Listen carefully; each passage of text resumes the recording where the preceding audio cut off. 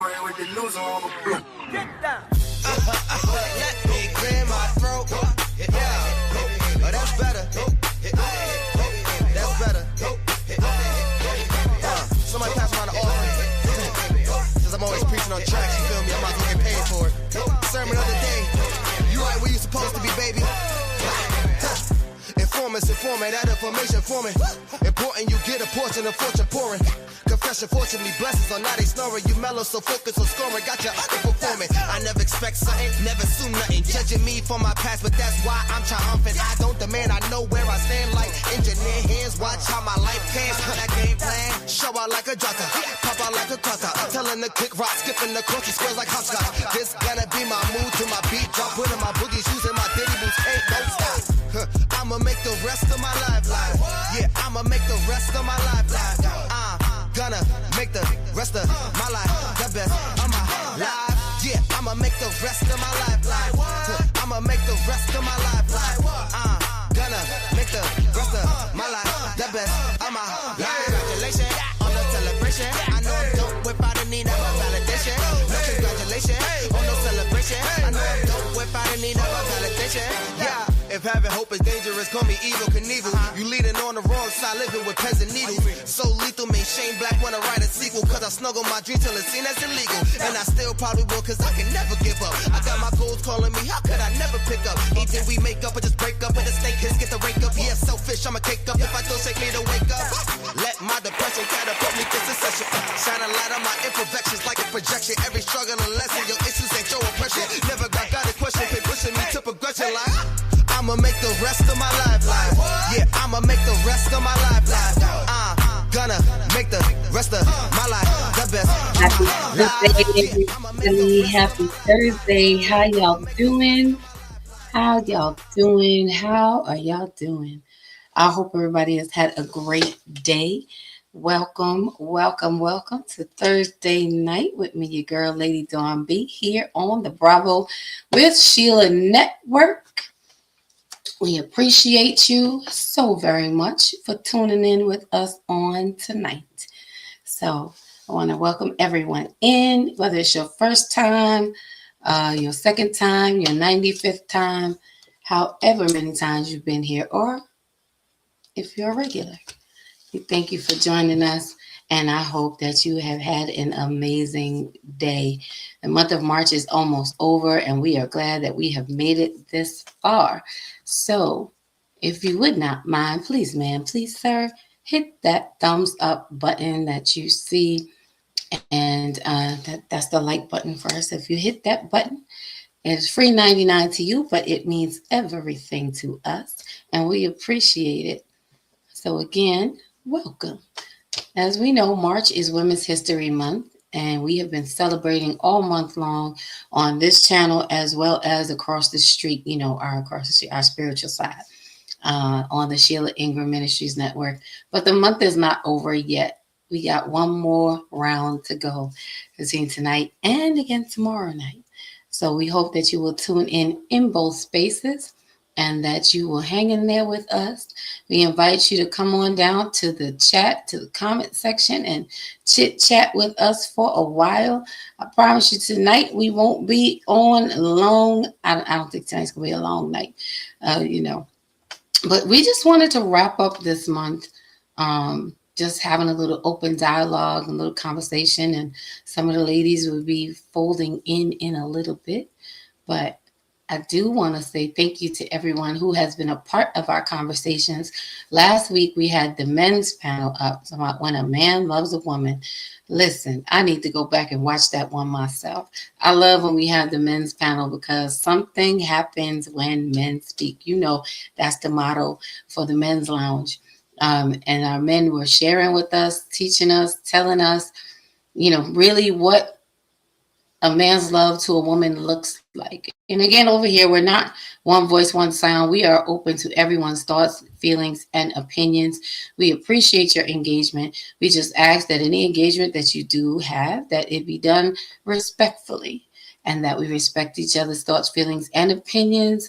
And again, we look forward to, we're here to lean in and listen and learn. We are not here to convict nor to convince. but we want to have conversation that's going to help us all to grow, right? We want to be better. I know for me, I don't want to be right anymore. I want to get it right. So we're leaning in, we're listening, and we welcome everyone's engagement. With that being said, as you all know, this is not a Christian-based network, although most people who come up on our panel are believers. So whatever your moral compass is, again, we receive it. Again, we just ask that you do so respectfully. As for me, I'm a God's girl. So what to you, always gonna get a little Jesus when you get me, right? Absolutely every time. So we are just looking forward to having a great time and a great conversation. Everybody's running a little late today, but that's okay because we are here. So let's see who we got. Oh, and if you are up in the expensive seats in the silent section, I want to invite you to come on down to the chat. Don't be shy. Come in and say, come in and say hello. We would love to have you here. Okay, so come on and speak so we can speak back. We see, of course, our favorite moderator to ever do it in these YouTube streets is in the building. Our lady Inay Kenya. She says, hey, Bravo with Sheila. She says, hey, Dawn B. And she is traveling, but she's still here. So she said, have a great stream. We will. We're going to do our best to do so. And let's see who else we have in the building. Of course, you know him, you love him, you haven't seen him in a while. I'm still trying to get him to come back on this side of the screen. I really am. Because if you know me and Vaughn, where's your faith? Call him the invisible man, Vaughn Eric. You know, we go at it. He and I, we are iron that sharpens iron, and we are always going at it, getting down to the root of the matter. Everybody needs a good combat partner, So Vaughn, we do what we do. We will argue after the show. We'll argue on the platform, and then even after the show is over, we will call each other and continue the argument. We continue our debate. Okay, we will fall asleep, and even the next day we will start debating about it again. Because that's just how we and Vaughn do. But it's good to have good people. Appreciate you for being in the building, sir. And of course, y'all know him. Y'all love him. I have a million names for him. Oh, listen, you know him. He is the coach, Mr. Courageous Vulnerability, Bishop, architect, carpenter, beekeeper, mechanic, all of the things. Author Justin Wilson. He is a mental health coach certified. My fellow coach brother, what's good, bro? He's in the building. He says, I come for the trouble. Okay, he said, I'm just playing it. He already know a name. And Nate's already on it. She's like, tighten up, buddy. Tighten up. See, you know what? I think I like this. And Nate, we're going to have to get you in some other spaces. It seems like he stays on his P's and Q's when you're around. Justin, you can come on this side, because we can have some conversation and debate. I know it's ladies' night. We having girl talk, but I always like balance. So I always love to hear the men's opinions to some of the issues, the vicissitudes of life that come upon us women. So, you ain't got to hang out in the comments, bro. You already know. You can come on this side and we make the night the night. You listen, y'all know we do what we do over here. And Vaughn is laughing. Vaughn, you already know. We haven't had a good argument. I don't want to say argument. What do we have? We have banter that what do we have? We have banter that it stretches. It stretches. We go to the extremes in conversation. Everyone needs a Vaughn and everyone needs a Dawn, because I think we aggravate each other a whole heck of a lot on purpose, but we come out better. So, glad to see it. We know who we are. We absolutely know who we are. Let's see. Bear with me 1 second. So as y'all are fixing it, I'm sorry, I'm fixing it. Y'all not fixing it. I'm fixing something. As I always say, and Coach Theo is on her way, but I don't want y'all to feel deprived. Because tonight, what on this very mic you're about to hear, I swear and declare, the best podcast of the year, BB Online Awards nominated for podcast of the year. So cheerio, yell, scream, what? Bravo. Okay. Also, if you didn't know, just in case if you're not sure where you are, this is Lady Dawn B in the Thursday Night Squad show on the Bravo with Sheila Network. Y'all know how we do it.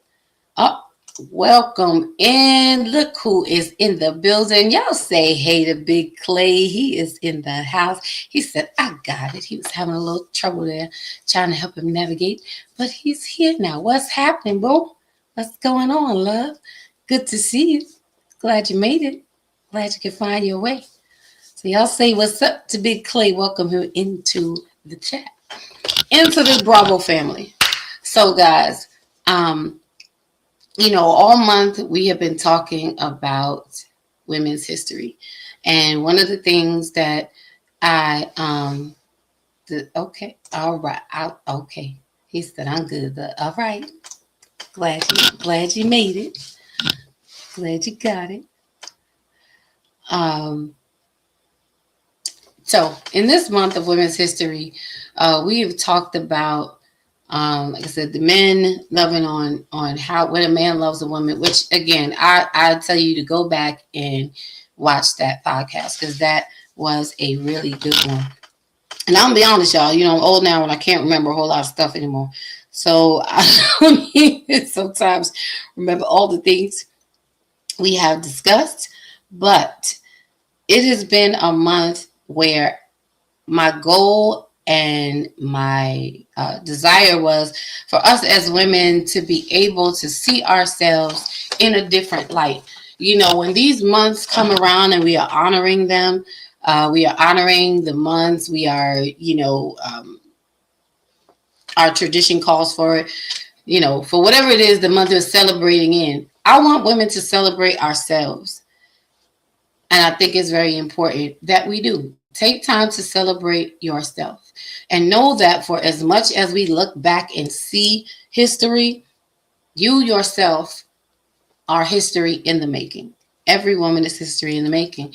You are doing something that some other woman maybe wanted to do, did not do, could not do. But we have the opportunity to do that and to be that. So you need to know that you are history in the making. And I think if we think of ourselves in this light, we will move a whole lot differently. Because what mark are we leaving on the world or in the earth so that when history is written about us, what will it say?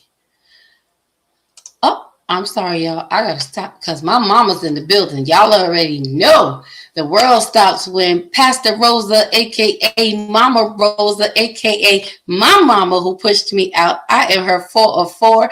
That's right. She got to me and said there's no need for any more. Perfection has come. And so we are here. I'm just kidding, y'all. Don't tell my brothers and sisters. You can tell them. But mommy says, good evening, Lady D. You looking gangster cute. Have a great show. I'm looking gangster cute tonight, Mom. Okay. I'll take it. Little something. Little something. I'll try. I'll take after you, Mama. I take after you. She says, have a great show. And of course, Mommy sending her love to Anae. She said, good evening, my Anae. Love you. And of course, the newest addition to our family, Big Clay, is in the building. He said, hey, Mama. He's saying hi to you, Mommy. That's your cue. It's for you, Miss Rose. Mom says she loves it. I'm glad you love it. So, as I was saying, ladies, I really want us to take inventory of ourselves. Oh, all right. See, now we got it going. She says, hey, Clay. All right. Y'all conversing. Do what y'all do. But ladies, I really wanted us to take a moment to really take inventory of ourselves and think about the marks that we are leaving on the earth. Make sure that we are fulfilling our purposes and how we are showing up in the spaces that are assigned to our lives.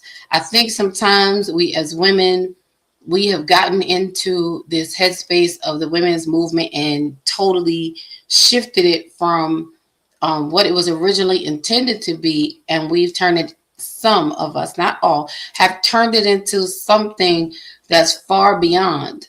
Um, we have to make sure that we are not so independent that we don't leave, that we are not leaving for room for men to be men in our lives, for men to be present in our lives, for men to feel valuable in our lives. So tonight, you just want us to have like a little girl talk, little one-on-ones. And if you have any questions in the chat, please put them in. Feel free to ask us anything. We will answer respectfully. And looking forward to it. So I think my, I call her my co-host. But you know her, you love her. She didn't ask for this job, but it's given. Y'all can see it. She's shaking her head, but it's okay. She can shake it. It's all right. She's still here. But you know her, you love her. I always say it, America has their sweetheart, and over here on the Bravo Sheila Network, we have ours. She is a sweetheart. She is amazing. She is incredible. She is gifted. She is talented. She is smart. She is beautiful. She is kind. She is loving. Okay, she is prosperous. She is successful. And she even took her own car to the car wash. But we are still, we still believe in God for her. We're going to start the GoFundMe account for her car wash so she don't really have to do it no more. But we're asking for God to send her gifted man who will take it for her. Okay, thank God for the brothers. We thank the Lord. He's still doing wonderful things. And I know she loves this because she had just missed it. So before I bring her up, I'm going to make this her theme music. Because back in the day, every superhero, every hero needed their own theme music, right? So, I think I really do this song for her. I think because I know she loves it. So I'm just going to do it one more again, and then we're going to pull her up and get into this conversation. So what, y'all? So tonight on this very mic, you're about to hear, we swear, what? The best podcast of the year. So cheerio, yell, scream, what? Bravo. That's our show. Also, if you didn't know, this is Thursday Night with Dawn B and the Thursday Night Squad show. That's right. Put those glad hands together for our coach, Theo. I'm like, every week, the introduction gets longer and longer. I gotta add you and Justin. I gotta add for the two of y'all. I gotta add because y'all are so many things that it's how I gotta work it out. And he just posted he's with his daughter. Okay, so my bad. Just got back doing homework. Got you. No problem, bro. I'm just saying. Well, he said before. What he said? He said he is here for the trouble. That is what he is here for. He said, I came for the trouble. And he said, I'm just playing, lady, in there. I'm just playing. He said he'll behave because Nate told him to tighten it up, buddy. So he's, I told her, I think we're going to have to get her on the other platforms. I think we have to bring her over to TikTok. She's going to be Justin's chaperone. We have to pay her or something because. Exactly. Because we have trouble keeping him in line, so maybe it's her job. I don't know. Hi, Mama Rosa. Oh, let me make sure I put a good evening, Coach Theo. Of course. So on tonight, sis, we just having some open dialogue. We having some girl talk at the end of this Women's History Month, and just trying to encourage our women to understand that we are, as we said all month long, we are making history. We are history in the making. It is not just about the women who have gone on before us and done great things. They've all been in the spaces and in the seats just like we are in, but it's what are we doing with ourselves? What are we doing with our time? What are we doing to leave a purposeful imprint and an impactful imprint on the earth? When history is written about us, what are we going to do? What are we going to say?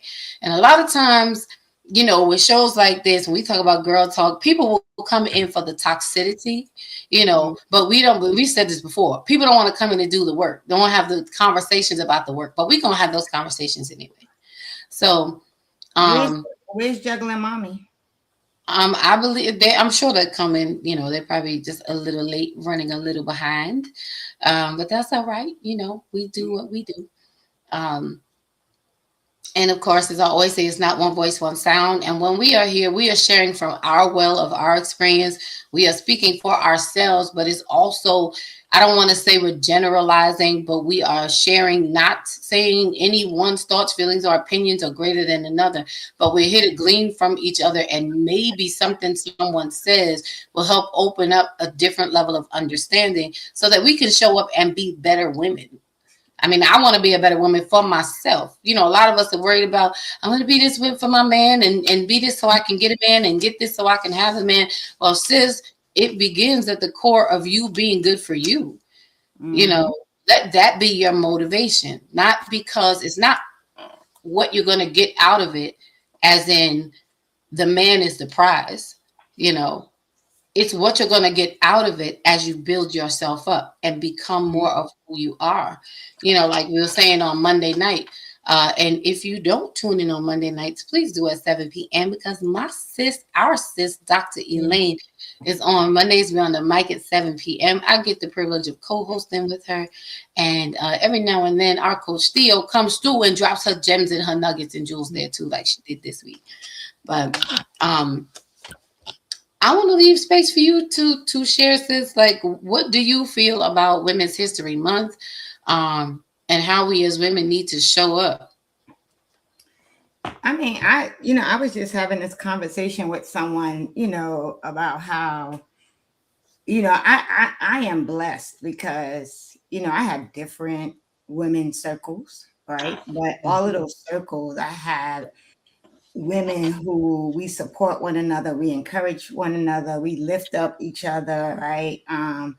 We laugh with each other, we cry with each other, and so I've been fortunate to have circles of women who are not afraid to say they love you, who are not afraid to share when they're hurting, who are not afraid to hold you down when you're hurting, right?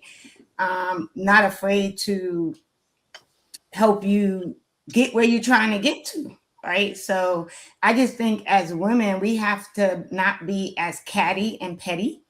Let's talk on it. I actually have a friend, someone I met down here, right? We clicked. She's from the New York area too, but we clicked when we first met at church, and she's really not someone that is big into having women friends, right? Because her experience has always been, they're catty, they're petty, right? They're always stirring up drama, right?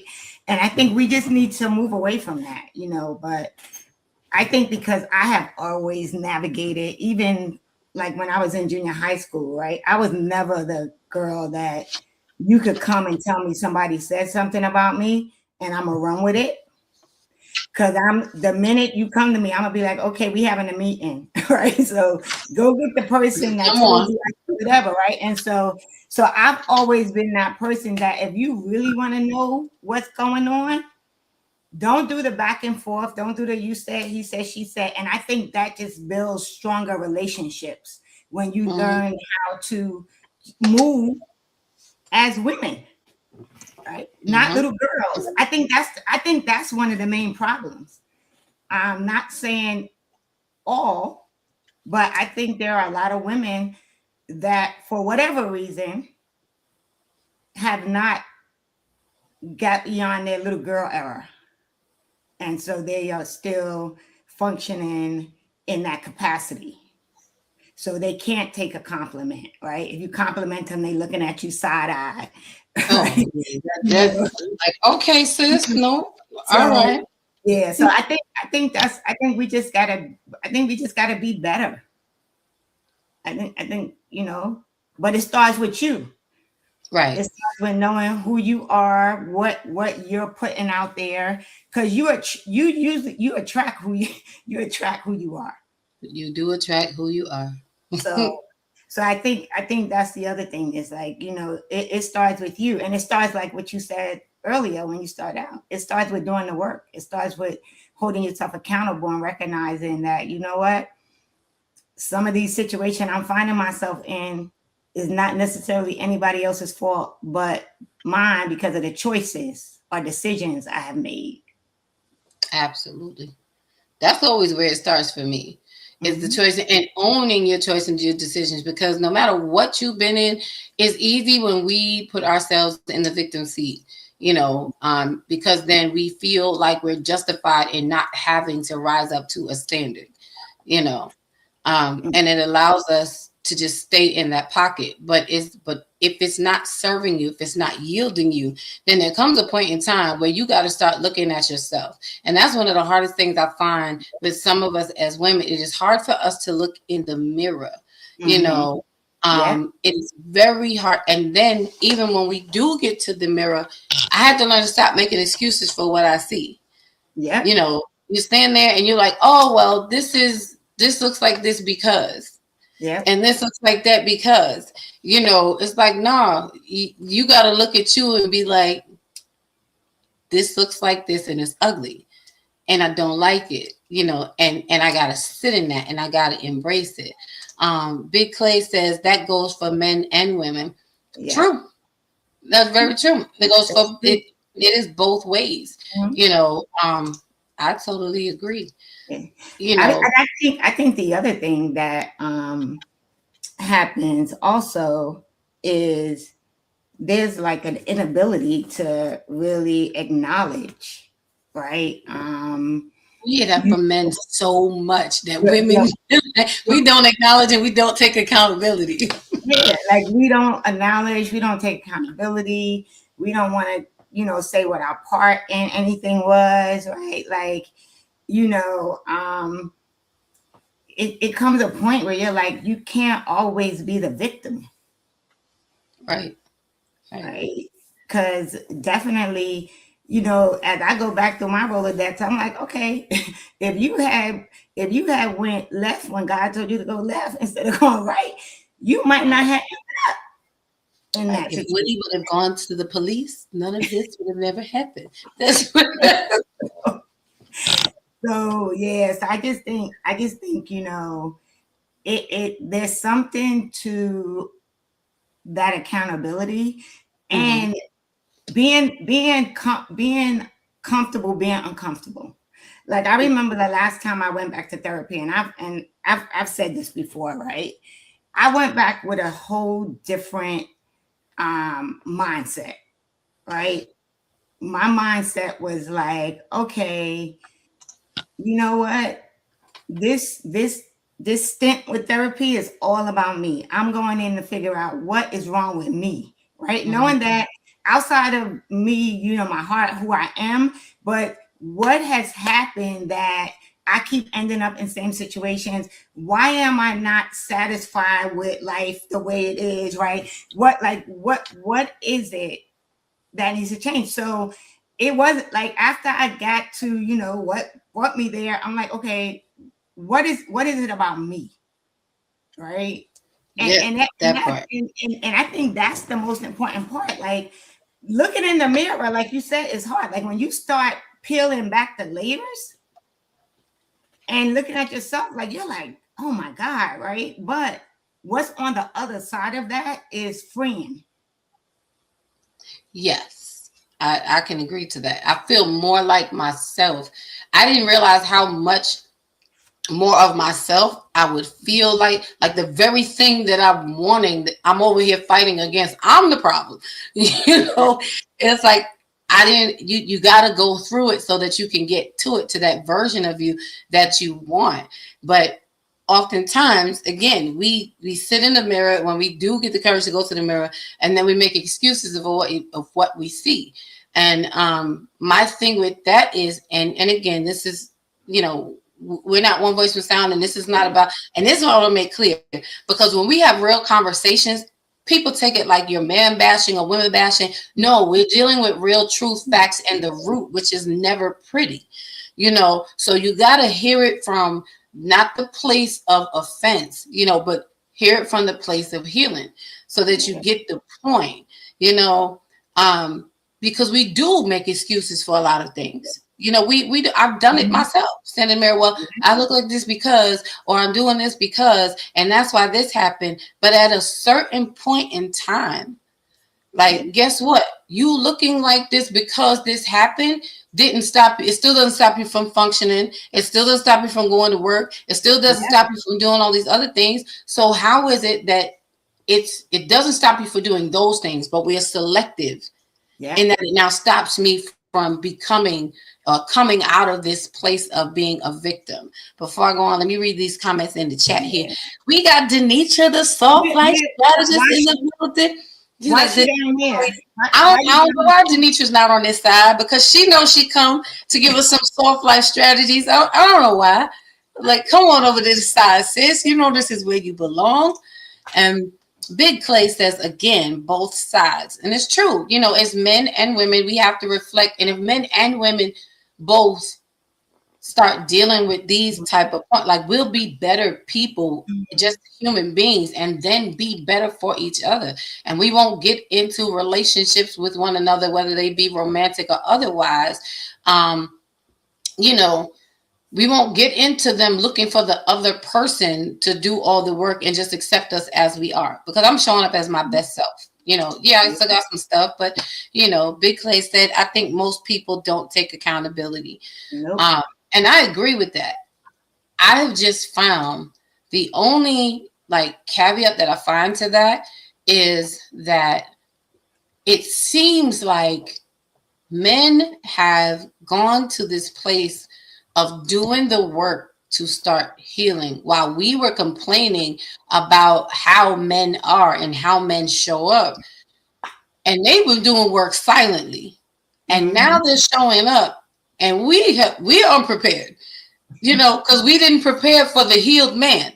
You know, we didn't prepare because we didn't believe that it would ever happen. So now you're not dealing with an insecure man. Now you're not dealing with a broken man. Now you're dealing with a man who's done the work, who knows what accountability and acknowledgement looks like, and is expecting the same. And he ain't got no time, patience, no capacity for a woman who's still making excuses. You know, so ladies, it's like we also, and again, this is not all women, but we got to think about those spaces and places where we're still sitting in something because of excuses that we make. But I agree, most people don't take the kind, or have a really hard time taking accountability. Justin said Denitra should be on that side. She trying to get here. She trying to get here. She trying. Justin said, well, we know he's here for the trouble. So we already know that. Let's see. Big Clay says, speak. Listen, babe, I'm just trying to, I'm trying to help somebody to be helping somebody. You know, that's all. I'm really like telling the truth, calling it what it is, and letting it be what it's going to be. Because unless we really get ourselves to that place of pause and owning up to who we are, like, I know this, like, this doesn't look good on me. This doesn't feel good on me. This is not how I want to show up. We're going to keep losing, you know. Big Clay says, but you have to keep teaching so they will understand. Yeah, you're right. And that's why we come. That's why we're here. Absolutely. You know, because we have to change this narrative amongst ourselves as ladies. You know, we, again, often when we talk about girl talk, you know, we'll come together to commiserate, you know, which is something that I personally, I am not willing to do. I don't need to commiserate with nobody. When we get together and we start this commiseration celebration, none of us want to be better. So why would we want to be with a group of women who don't want to be better? So since Justin asked, I see her moving, but I'm gonna pop her up here just to keep Justin, keep him happy. So the song, she really should have been here. I don't know what she's doing. I think she busy, but she popped busy. She is, but you know, but she took some time. So the soft life strategist, I just love the way that sounds. Denitra, the soft life strategy. She gonna teach us how you live in the soft life. You know, she is awesome. What's good, sis? How are you? Hey y'all. Okay, so I'm in the store, but Oh, I'm It's trying okay. to You get know what? You home. could drop your nuggets, and then I could drop you if you want, and then you you in the come back store and and we finish. harassing you? Okay. What did you want me to specifically? Do you want me to touch on something specifically, or what you want to hear? Or What we are just talking because I'm about, gonna you know, come back because my phone is about to die too. But what was the? Was there a particular question or topic for tonight? Because I can come we back put and I could be a little bit more prepared. we didn't have a particular topic. We just having girl talk, talking about the things. You know, it's Women's History Month, and we bringing it to an end. But when we celebrate this, like, what are we getting out of it? What are we going to change? You know, how do we change this to something that empowers us for real? How are we showing up when history is written about us? What is it going to say? We keep honoring this month for women who have already done their work. How are we going to Right. do Right. ours? You know, that kind of thing. What is in the way of us, you know, and how do we Yeah. get past those things? Are we willing to be really real with ourselves? You I know, think we are in our own way sometimes. And, my thing is like, I'm just trying to encourage other women to get into that mode and like stay persistent in what you want in your life. Sorry, I was like, it's really loud. I can't even hear myself talking in here. But um, like I said, I think that we sometimes get in our own way, and that prevents us from moving on. A lot of the times is we are confused about things or we don't know what we want and we're not taking that time. We're just complaining or we're dumping it on somebody else or we're expecting other people to fix the problem, and really lacking that self-reflection that we need to recognize sometimes. Like we are, we could be the problem sometimes. So it's about taking accountability and like starting to make those changes that you want in your life, and standing on that. Um, and about the whole thing about, the soft life strategy, it's just about creating a space where things don't have to be as hard as you know, they could be. It's not about taking the harder route, like working, doing things that are easier to make your life softer, easier. It doesn't have to be hard all the time. And that's what I'm trying to promote for myself. And it's men and women, it don't have to be hard on nobody. Like it's a life. It's not just a woman's life. It's, and collectively that's gonna make everybody's life softer. So it's just putting that self-work in and that self-reflection, um, that shadow work, that inner, you know, you gotta put in the work. Mm-hmm. You can't just talk I about it. love You got to be about it and be about that action. Yeah. That's my little period. take on it. But I can come in. I was just trying to listen in and kind of get the feel for what we talking about. But I'll start with that and I'll leave with that for now. All right. Well, listen, before you go, Big Clay, and I love that because we use this term about soft life in the wrong ways. And I love that the definition of it that you assign for your own life. And that's, I think people Mhm. need to hear that so that they understand. And we change the narrative because some of us women think the soft life is, marrying a rich man or getting someone who's going to do all I the ain't things trying for to get us. no white man to buy me some hard wigs and all that. That's not what it's like about for me. I think we got to use a disclaimer for A Deidre hard, a now. hard Now, wig don't equal a soft life. I'm we got to sorry. use a disclaimer for you too now. I, But hey, hold on, before you, I need a soft wig too. only here on Thursday night. Listen, this is what we do. I ain't mad at it. This is what we do. But it's true. But it's true. That's a real. It's a real thing. Big Clay says, "Okay, nice." Hold on. He was talking about your definition and explanation. Justin says, "My life got to be hard." Why your life got to be Because you hard, gotta, Justin? Why? he want to make it hard. That's why. Because he wanted to. So Come before on over we to let the you go, soft side. before we Come let on you to go the to do soft what side. you was doing. So Big Clay had a question, and I'm gonna let you go first because I know you're doing what you got to do, and then she's gonna come back later. But he asked, and then Coach Theo, you can answer this too. Is that what's a positive word you would leave here? You wanted me to go first, or you wanted me to go and then drop? Okay. I would just say a positive word. You know, we all doing the best that we can, and I think that if you genuinely want something better for yourself and a better life, a softer life, then just put in the work. You know, and not be hard on yourself, and give yourself grace when you are making that progress and you are, you know, progressing in your purpose. So that's all I'll leave y'all with that. Okay, that's all right. But she'll be back. You coming back, right? Yes, I'm coming back. My phone gonna die. I'm about to find me a charger right now, and I got a couple of things, and I'm gonna come back in. All right. So I'm gonna drop you until then. But that is Denitra, the Soft Life strategist, and we always appreciate when she is sharing. I love to hear her talk. I love her take on the soft life and the strategy behind it. I really do, because again, we have turned it into something so far beyond than what it needs to be. And redefining that narrative is something that we need to do. Justin said that's too dangerous. Soft life is too dangerous. Justin, is that what you say? It's too dangerous for you?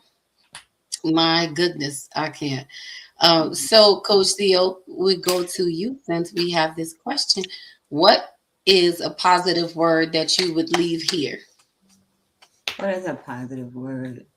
Some people might not think it's positive what I'm about to say, but I think that there are some people that need to get to a point where they stop using "this is just who I am" or "this is just how I am," right? Because I believe that holds some people back from, one, the accountability piece that we already talked about, but also from that, that space of a journey that will lead to healing by doing the work, right? Because some people it's easier for them to just say, well, that's how I am, or that's who I am, right? And so for anything that happens, that's what they use. And when you show up like that consistently, you are preventing yourself from moving forward and growing, right? And getting to a point where you can show up differently.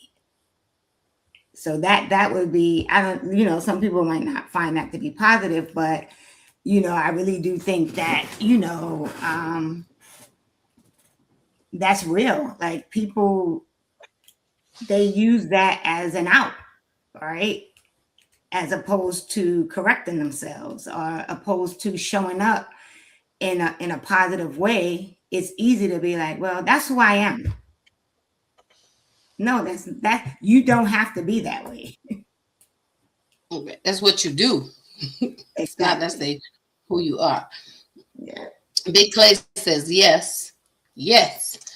Hold on, Justin, because he's here for the trouble. Exactly. He just here for it. Justin says Hakuna Matata, the word from AJW. Okay, all right, but that's your word. And chat, tell us your word. Tell us your word as well. Leave a word of positivity, if you would. Big Clay said that's an excuse for most people. Mm-hmm. And he says they need to grow in life. And y'all are going to meet Big Clay soon. And what's Big Clay's word, positive word for this space? Okay. Well, Big Clay, the challenge is on the table. What is your positive word, love? And Lily, I'm just a girl. The diva is in the building. She says, hello, beautiful ladies. Hey, sis. Good to see you, gorgeous. And we have a surprise. I don't even know if I should say it, but I'm just gonna do it. That's all. Wait, hold on. Before I do, Big Clay says his positive words are live, learn, and grow. I like it. I love it. That's right. Live, learn, and grow. I'll tell y'all my word after a minute. But look who's in the building. My Rose. What's happening? Hey, for the y'all know Mr. Rockology, my big brother from Hey, you big know girl. the Hey, I had a moment, so I wanted to stop in and say hello. How are you? Where glad have to you see I'm you. doing been? well. I'm doing well. We see you. We see you. Yeah, I'm doing good.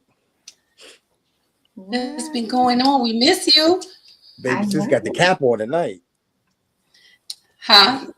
I said, you got the cap on tonight. Oh, it's got I you know miss how y'all your too. sister I do, really do. I miss y'all too. I'm just glad to see you. We just having some girl talk tonight, wrapping up this Women's History Month, and I didn't want it to be anything heavy. You know how we do. We gotta after having heavy conversation, we gotta have some fun. Lay Hmm. back a little bit. Oh, all right, Big Clay said looking good. Thank you, babe. So I'm trying. I'm trying to looking good. I'm trying to keep myself together.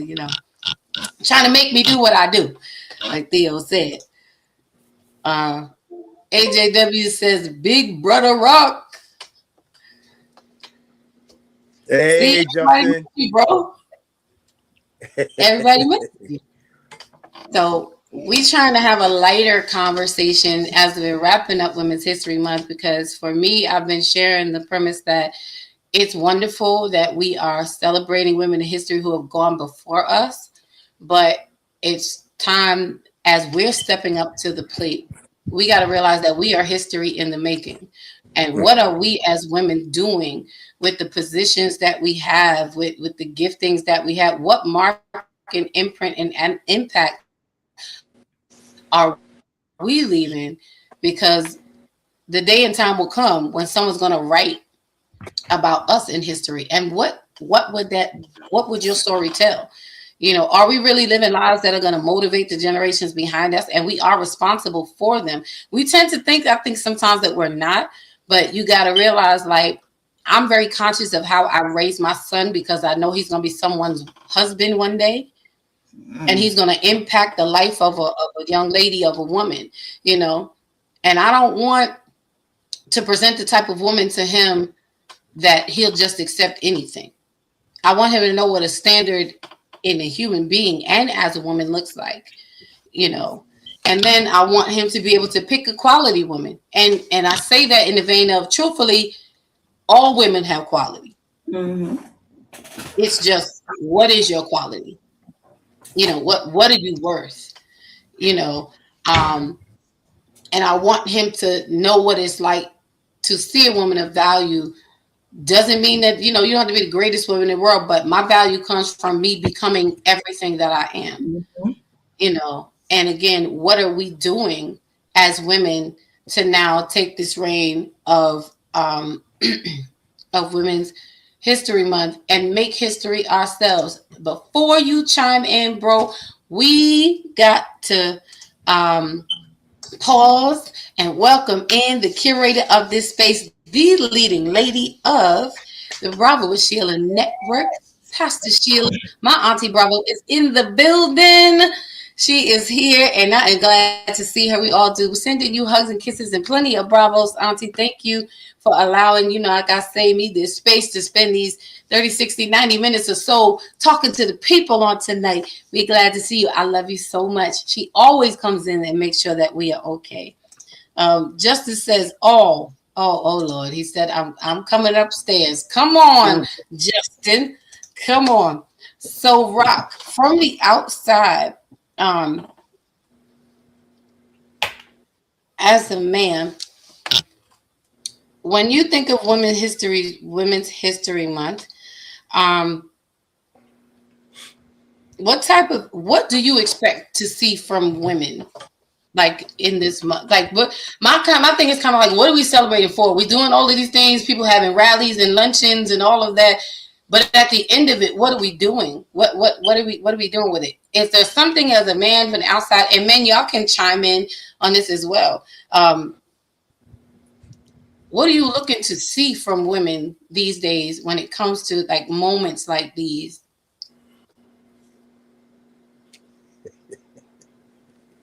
I know I put you on the spot. Lord help Yeah. us.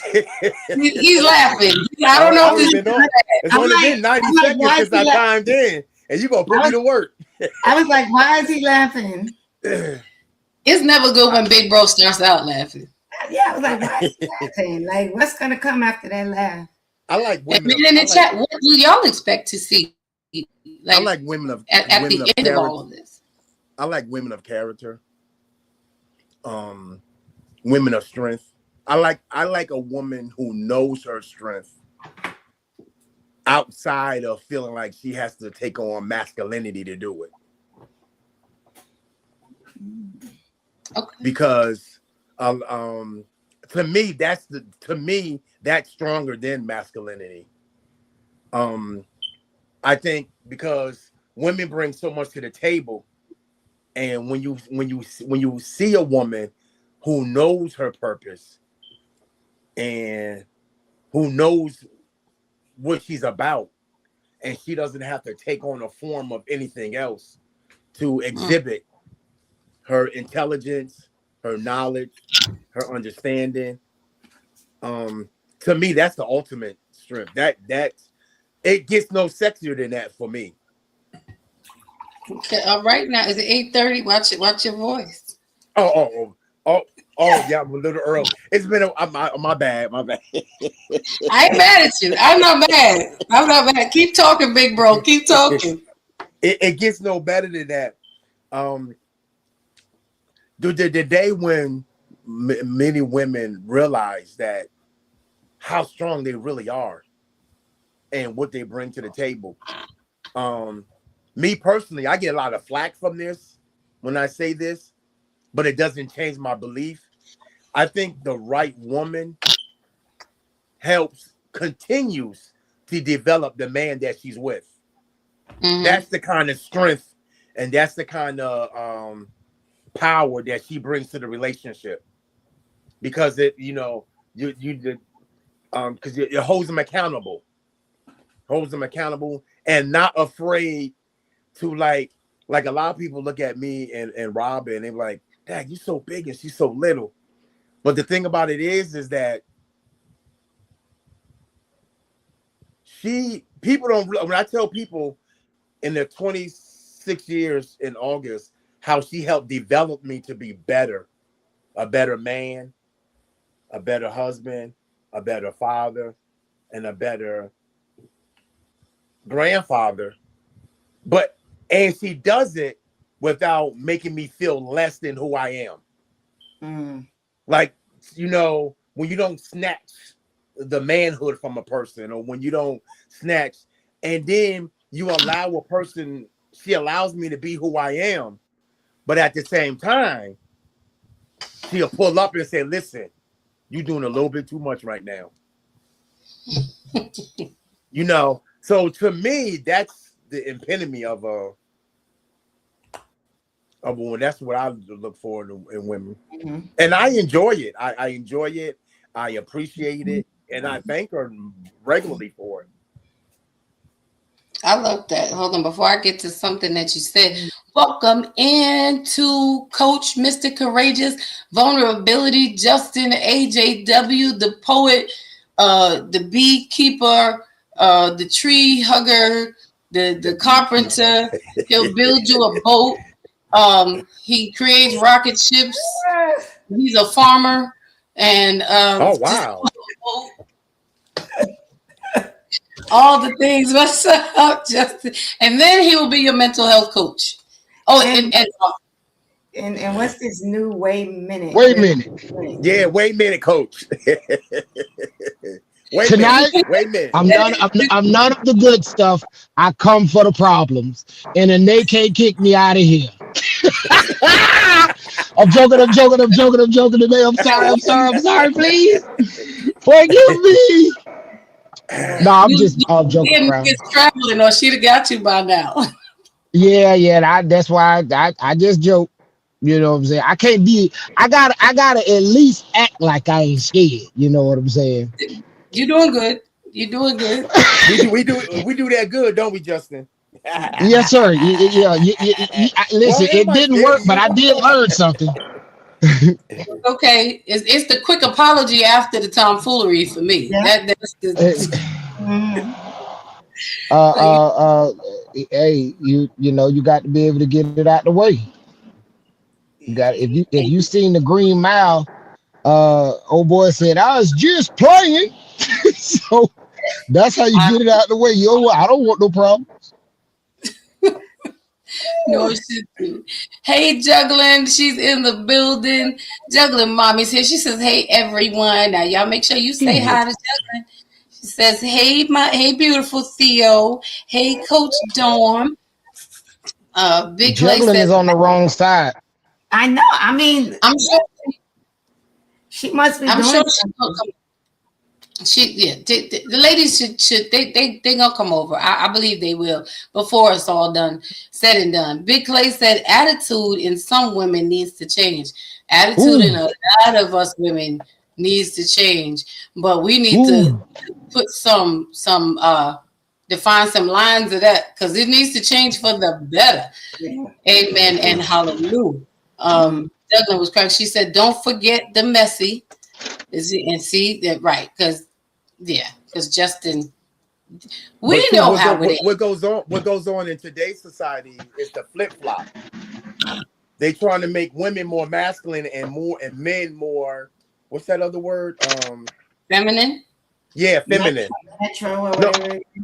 yeah. See, it's the flip flop, and a lot of people got caught up in the flip flop.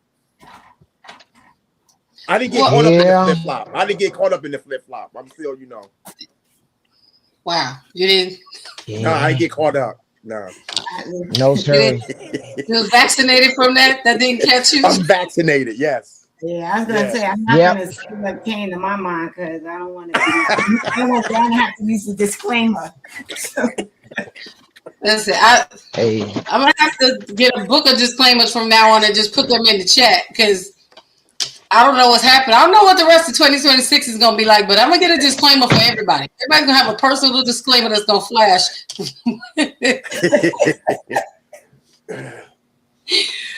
So we just talking, we just chit chatting tonight. We are wrapping up Women's History Month, and I get a little disturbed because I'm like all of these things that we're doing and we're celebrating, and we've had amazing conversation on this side, but it makes me think of as we are going through the things that we're going through, as we are honoring and commemorating women in the past who have done wonderful things to pave the way.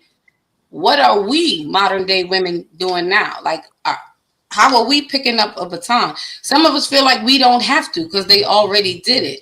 And that speaks to me, that comes off as an attitude of entitlement instead of it being my turn to carry on to what's next. Each generation, everyone should build upon the next. So as women, what are we doing that is going to make a difference and an impact on our communities? And when history is written about us, what is somebody going to say? And I might want to hear, well, she had 25 pairs of red bottoms and Jimmy Choos, and she had every, I'm y'all know. Oh, it's not time. Justin's left, so I don't start it. It's like 7:50. It's 7:59. I didn't even make it to 8 o'clock. I was doing good till Rock got up there. I was doing good. I give it to me. I was doing good. I will say this. I mean, I became a coach, right? But way before becoming like a certified coach, right? I've always been a mentor or a coach, right? Without that designation, right? I've always mentored younger women, right? Even to this day, right? I am someone that they can talk to, right, with no judgment, that I can guide them, right, that they appreciate the guidance that is given, right? And so I think that is I think that's what we can do as women, is continue to reach back. Like I also, there's a group, I even sign up, right, to be mentor and coach. There's a group called Braven, right, individuals that this is like maybe their first time, this is their first time going to college, right? And they look for mentors. So I do that, right? And so I think we just have to be cognizant of reaching back, being a positive influence, right? But I think also it needs to be done without judgment. I think the problem with some of us that come from, an older generation, right? Because I'm considered Gen X, right? I think some of the other individuals that fall in this category, they judge, right? Without understanding, right? Without recognizing that we live in a different time, right? This is a different time that we live in. And so, yeah, these young ladies and even young men, they're not going to show up the same way we showed up. But it's our responsibility, right, to kind of help them navigate so that they can show up in a way that honors who they are, right? Because we can't make people into who we were. We came up under a different way. That's right. Right? So the expectation that the younger people are going to conform to the way we think and the way we do things is not realistic. So how do we help them navigate and live in this time in a positive way where they become productive members of society? I love that. And before we jump further, because I love everything that you said. And with that in mind, because Justin has daughters, Big Bro Rock has daughters, and I would like to hear the men's take on how you feel about the women that your daughters are seeing out here, because that has an impact. And then you have to fix and correct, what they see out in the world to let them know, like, this is not, this is not what a woman is, or this is not what makes a woman. You know what I'm saying? As fathers, how do you navigate that space with your daughters? And Theo made the point about teaching them to honor who they are. And I would just like to say, with that, because y'all know me, I'm like, there's a way for us to teach them how to honor who they are. But the problem is, are we honoring who we are? As women, a lot of us are not honoring ourselves. So how are we going to teach them how to honor themselves when we ourselves are not truly honoring who we are and giving someone else something about us to honor? What is that example? Because it has to be difficult as fathers to have to now deal with your daughters who are seeing women who are operating in these other ways, and the responsibility is, is really on us. Welcome, Juggling, to the platform. Hold on 1 second, guys. The chat is chatting, so let's see. Big Clay says, I met a good woman that has made me smile every day since I met her beautiful and gangster self. I think that's wonderful. I love that for you, Big Clay. I do. Says she's a woman like I've never met before. She has it all together. And with the little heart. I think you should stick with her. I think you should keep her. I think she's a keeper. I like it. I love it. He also says, I like my daughter's boyfriend. He's a good dude. And more men need to meet more amazing women that make them smile every day. I'm just saying. But I think it's important in us honoring ourselves. And I see Janitra is back also. How are young women going to know what honoring themselves looks like if we, as the women before them, are not showing that? So that means we gotta fix ourselves. Because say, yes, I'm keeping her. And you should. You should absolutely keep her. I'm sure she doesn't mind being kept either.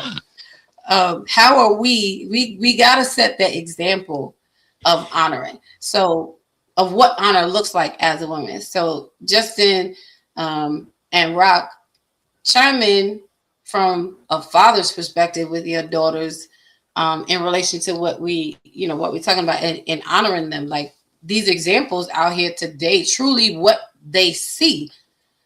It's got to be like, it's nuts. And then that's what they're going to emulate themselves after. Like, how do y'all navigate that? Are you passing it off to Big Bro? So I'll go ahead. Like for me, I try to be like an example of what a man does for his family in terms of the women that they become. I try to have conversations. Of course, I don't. There are women. There are examples who. There are examples of people who call themselves women that I don't want my daughters to emulate. And Okay. but I want my daughters to have the freedom to make, you know, the choices that they're going to make, because ultimately they have to live with those choices. But I try to be the best version of myself that I can be, and I'm trying to create an environment where my daughters can be challenged, and challenge me. And so I want them to be thinkers. I don't want them, I want them to be able to be independent, but I don't want them to be so independent they can't be any good in a relational situation. And it is scary because, you know, a lot of times we get on here, we talk about what the women are not doing right and how they wilding out and acting like juggling mommy. And the guys are tripping too. So I love my sister juggling mom. Look at I was gonna say, yay! you see, I wish they would act like juggling mom. She done Juggling came mom on is the the camera greatest now. woman in the world. Oh, hey, she came up on the panel. You all right? Yeah. She's here. So yeah, it's you know, I have examples of like the people I've met here lately, like Theo, like juggling, like Don, like Denitra, like you know, Lily, like these are people y'all don't necessarily know, but y'all actually give me hope to continue even trying, because at this point I just want to make some money and make sure my kids straight and don't fight with nobody. That I'm really good on that. You know what I'm saying? And it's not that I don't. It's not that you know. I just want to be an example to my daughters of what a man fundamentally looks like, and I want them to go out and create the world that they want to experience.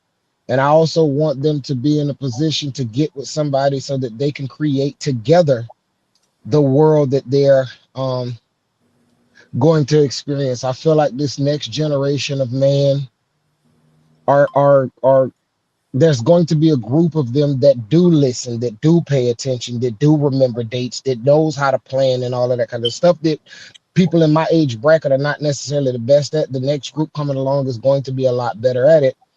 And I just hope that by the time it's my daughter's time to start dating and everything like that, men and women have learned to value and appreciate each other, see the value in each other, acknowledge each other, work together, understand how traditional gender roles work within the context of their time frame. And if I can get my daughters to the point to be good candidates for that, you know, I'm gonna support whoever they are. Like my daughters know now, if I don't like a guy, I'm gonna tell them. You know what I'm saying? And the only reason I ain't gonna like him is because I don't feel like he's going to do what's right for them. But I ain't gotta be with him. You know, just don't put me in a situation where you put your hands on my daughter. And I'm gonna pass it over to Rock on that one. Okay. Big bruh. Oh wait, hold on. Before you do, so Justin, what you're saying is you want them to be independent, but not so much independent to the point where they won't let him open the door. Is that what you? So he won't open the car door? He's gonna teach him to let him open the door? Why are you about to get him started? Why? because it's it's out there. Y'all gotta go back and watch the last, like, this whole month. Talking about opening the car door. You want her to be independent, but not so much so she don't let him do it. I'm reformed. I'm learning. I'm learning. See, I'm not a good example of that. I'm learning. Oh, come on, big bro. Well, I'm told by my daughters that I'm too hard. I'm told by my daughters that I'm too hard because I don't like how they're being treated. They're too passive, and some of them, their argument is he won't marry me. And my thing is, well, you gave him everything he wanted. Why would he marry you? I don't even know if I would have got married if I got everything I wanted prior to getting married. I mean, you live with him, you gave him yourself, you gave him a child. Yeah, I mean, you do everything married people do. So this is why. So, but my thing is, they're just too. To me, they're just not. I don't know. It's just, I guess it's just so much other influence out there today that they want to represent this person. They want to be like this person. They want to be like that person instead of find out within themselves who they want to be and grow from there.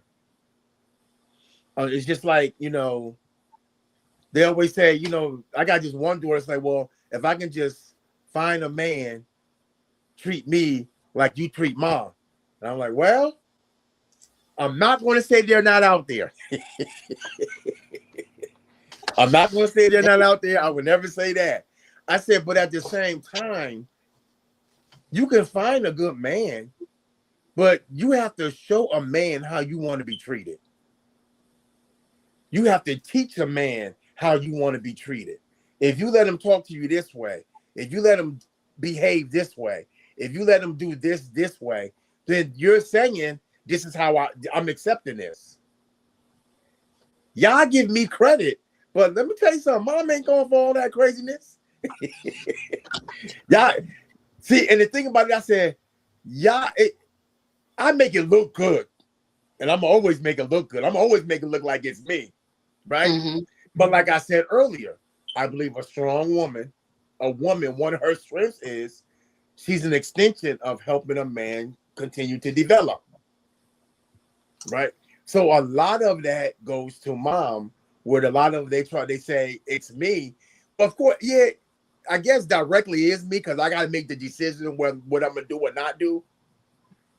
But at the same time, you have to be the thermometer. You have to be the person to say this is not going. They don't want to have. There's sometimes some things have to have a zero tolerance.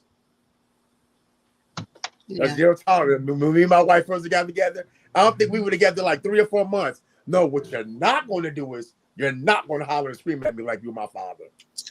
She said that maybe once or twice 25 years ago.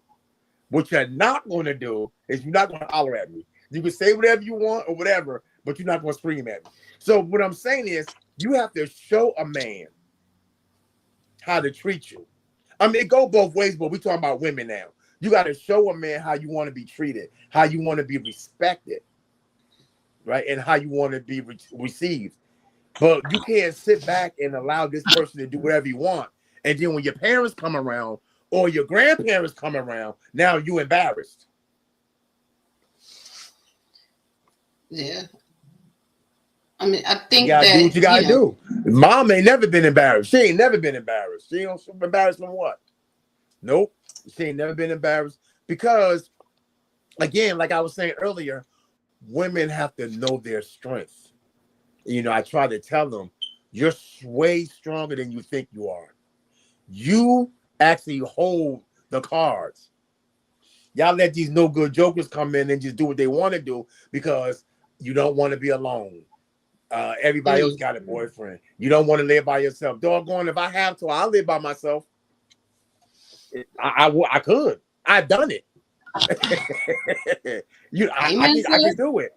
You can't put yourself in desperate mode, because when you put yourself in desperate mode, then you find yourself accepting anything and everything, and then you have those issues.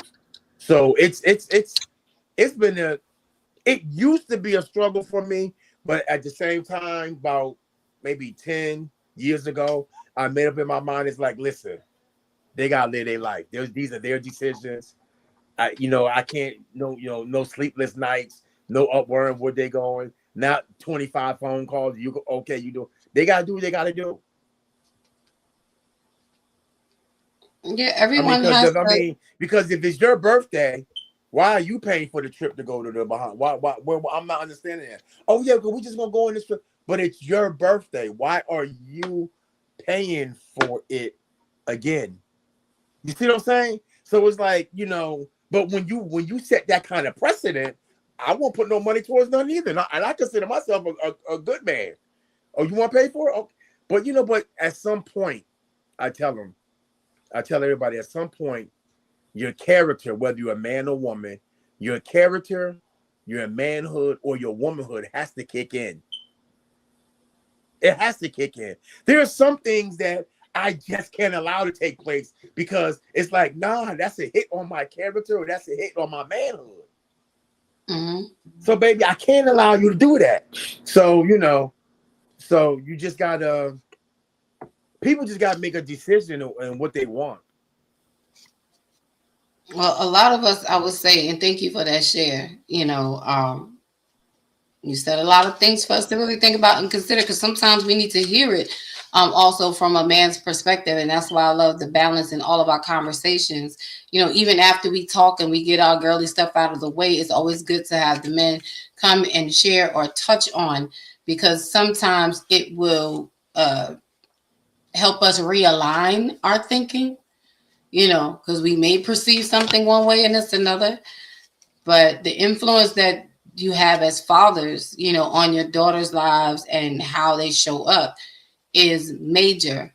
Because some mothers and daughters have competition between them, which makes it hard for young women to receive what the mother is saying. But something about, me, my motto for the men's lounge is something happens when men speak. When you as the father come and say something to your daughter, it can shift everything. And a lot of times it has more weight even than what, the mother may say. Because your opinion as a man of what men really look like in choosing a woman and being that woman and in honoring that woman makes a world of difference. Because another woman really can't tell a woman what a man is looking for in a woman. Men know best. We go by what we think and what we see everybody doing, but the voices of you as fathers is so integral in the lives of your daughters, especially in these days and times when society and social media has so much out there that they get lost. And even like to Theo's earlier point and yours too, about knowing who you are. How do they know who they are if half of us as grown women don't know who we are? A quarter of us are still trying to figure it out, and the other quarter just don't care to know. We want to stay as we are. It's a very fine line. It's a very hard spot to be in, and as I say, history repeats itself when we don't learn the lesson from it, and I would hate to see our generation coming up behind us repeating what we're doing unnecessarily. And this is not every woman. We know that there are great women out here. What hurts my heart is the fact that being a great woman is like some infectious disease. Like when did it switch? When did the pendulum switch? When did being wholesome and being respectful, being a woman of standard and integrity now become like, the infection? I don't understand that. Like what has become of us, So again, when I'm thinking about women in history, some of us are not even trying to. We are concerned about self. And just what I can do, what I can make for me, how I can make me look great, you know. Mhm. But we will never get anywhere with that mentality. You know, the unification amongst women has to be greater and greater for the right reasons. And y'all know I've said this before. Y'all always talk about, you know, women's always got some retreat, always have some conference, always have some gathering, always have some something. But again, if you look at it, are we getting better? Because if we Right. were, we wouldn't need to have so many retreats and conferences and meetings and Zooms and let's go gather for brunch and sip and paint and, you know, let's get girls trip this weekend. Like, what's coming out of those things? Are we coming out better again, or are we just commiserating? I want to read these comments real quick, and then I think like Coach CEO, you look like you got something to say. No, she ain't got nothing to say. All right. And if anybody has anything to share, I hope y'all enjoy this conversation. Big Clay says, yes, I have shown my daughter what a man looks like. I'm an example to her, and she needs me. I will destroy everything in my path to get to my daughter.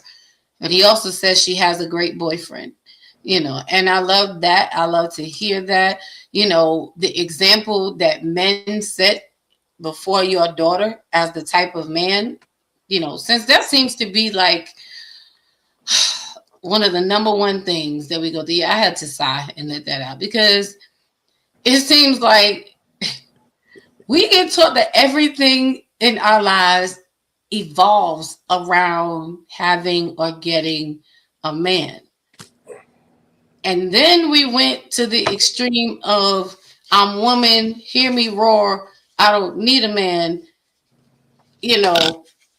And now I don't know where we are, but it's like, how do we find that balance? Yes, we do. I am hyper independent, but I would never say I don't need a man. It would not come out of my mouth. I absolutely do.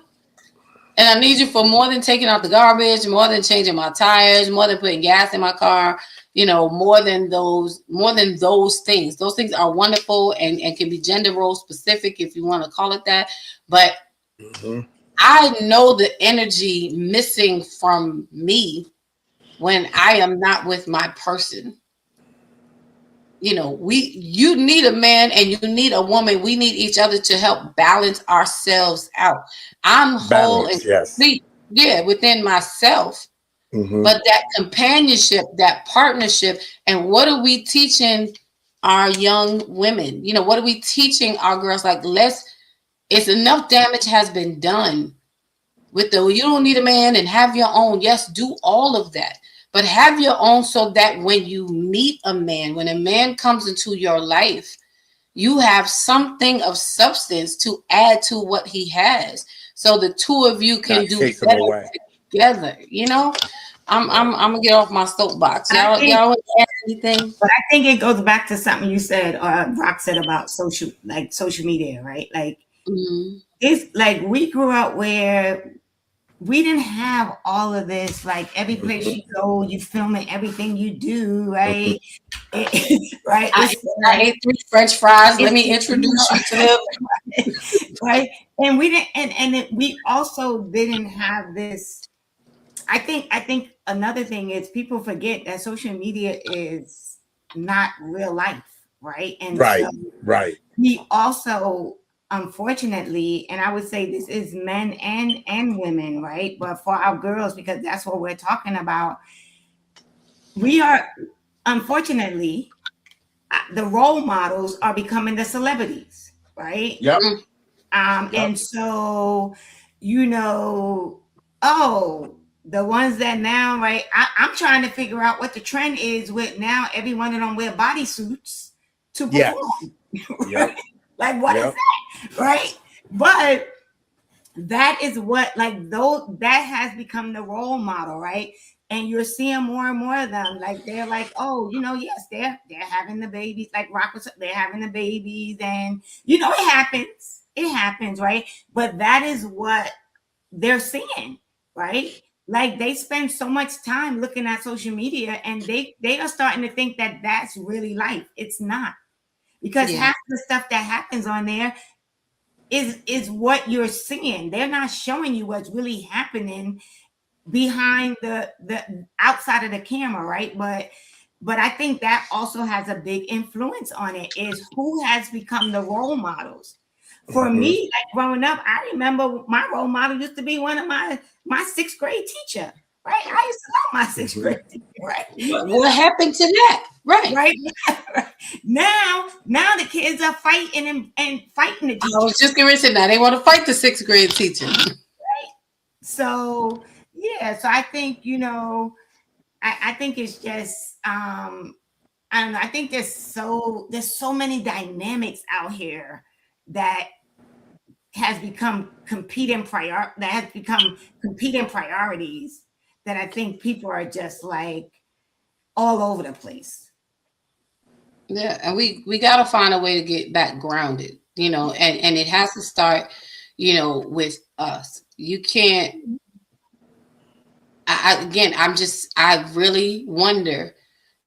We talking about making history.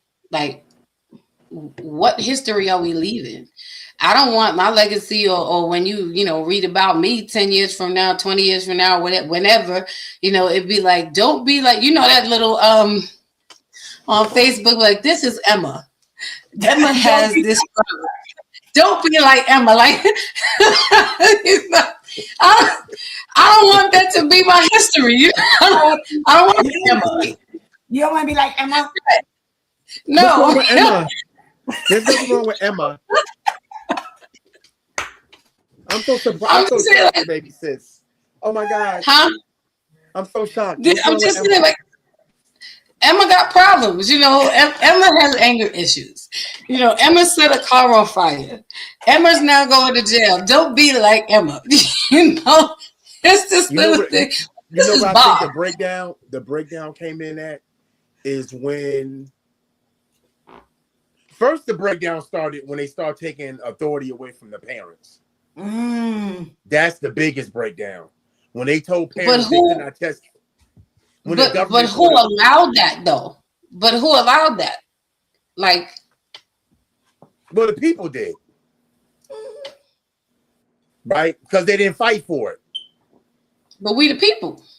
Yeah, my father wasn't going for it, so it didn't work in our house. But anyway, it didn't work in our house either. My father be like, "I'm the regular." It didn't work in our household, so I don't even know what that means by And then then it came in like you have a right to feel how you feel, and you have a right to express how you feel. And when they started saying that, the first thing I said was they're breeding criminals, because if your parents are your first line of honor and respect. If you don't honor and respect your parents, most likely you're not going to honor and respect no authority figure. Mm-hmm. So this is why. So this is what takes place. So, and then when you tell people they have a right to feel how they feel and they have the right to express how they feel, you're teaching emotional immaturity. Well, because you're telling them that they don't have. You're telling them they can express whatever they want, however they want, and it's okay. But that's the opposite of maturity. So you breed in immaturity. I feel like it is okay because we all want to be heard and everyone wants their feelings validated. So I don't think that, for me, I don't think that the issue is there. It's how we navigate from there. Yep, say what you want to say. Yep, feel how, because whether I allow you to feel it or not, you already feel it. Whether but what I'm saying is, though, not, you just already because I think feel a certain way, just because I feel a certain way, don't mean I have to express it, though.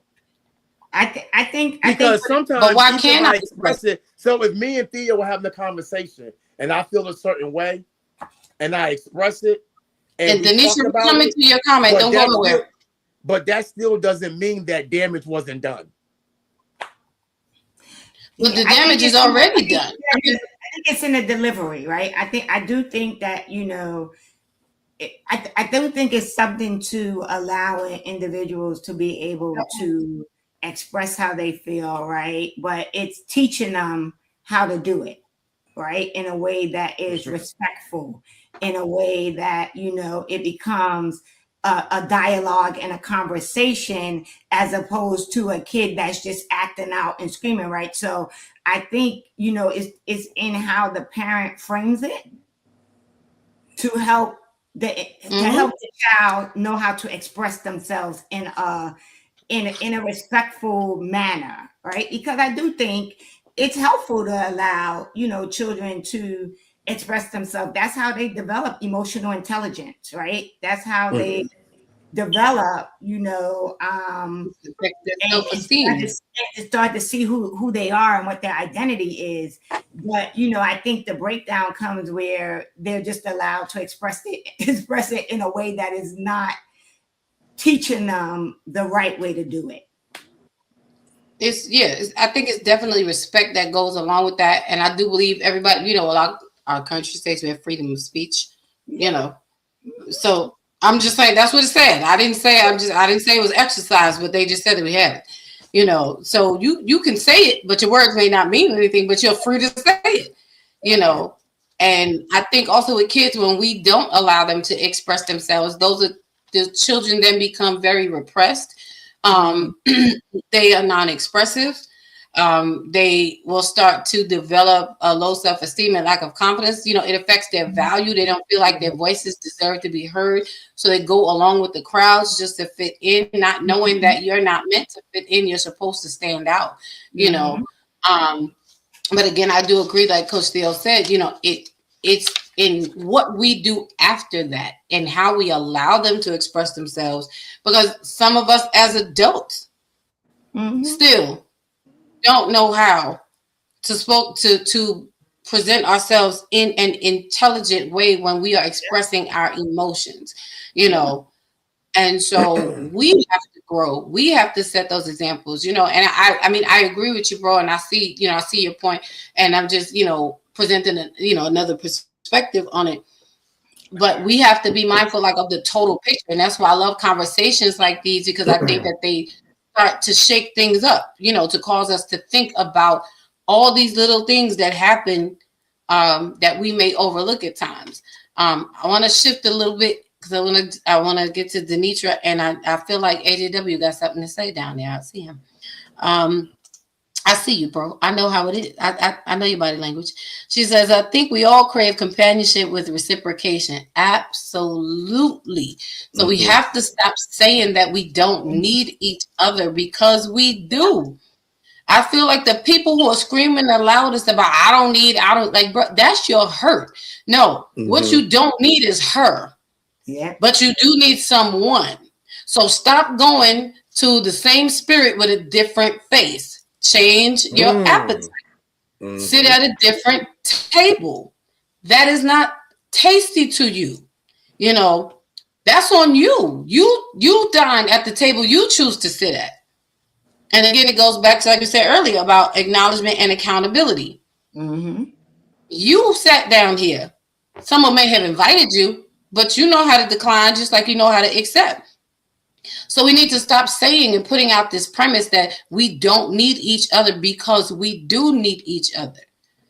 There's a part of me that actually literally needs you, that craves for companionship, like Denitra said. She also says, because I'll stay on there right there, because that'll be a whole nother conversation. We might have to tap on that next week. Denitra also says it does stem from childhood. Book reference adult children of emotional unavailable parents. You got to read this book.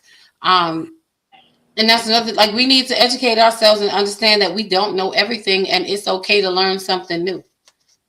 Like I said, I've gotten to the point, and I still stand on this. I no longer want to be right. I would like to get it right, because even in being right, when they say it's lonely at the top, it is long. You can be right all you want to, and nobody will be around to commend you, support you, pat you on the back. It's just you and your right. How does that feel? How's that working for you? So we got to learn how to translate that in being right to also getting it right. How can I still, celebrate, say maybe being right, but without tearing other people down or making anyone else feel less than, or making it feel like, I don't need you because I got it all together. I do not. We do not. There's something in me that will not come out until I get with my person, because my person has the other part of what I need in me to develop. We bring that out of each other. We're supposed to. And that's how it should be. So when we hear all this, I don't need a man. And you got to think also about how that affects the ego and the mentality of a man. Who wants to feel like they're not needed or wanted? Nobody. Like, oh, you don't need me? Okay. We are offended and we'll sit in that. So we got to be really mindful, figure out how to change this narrative. I'm going to yield my mic. Come on, Denitra, and then AJW, and this AJW, you want to, I don't know which one you want to go first. I said what I said. If you want me to kind of elaborate on my comments, like the first one I was talking about, the companionship and, craving that.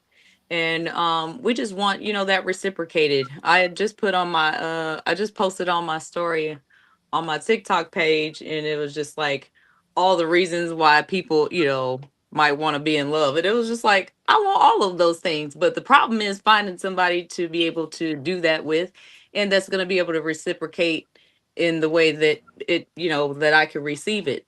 And also me making sure that I can do the same for that person.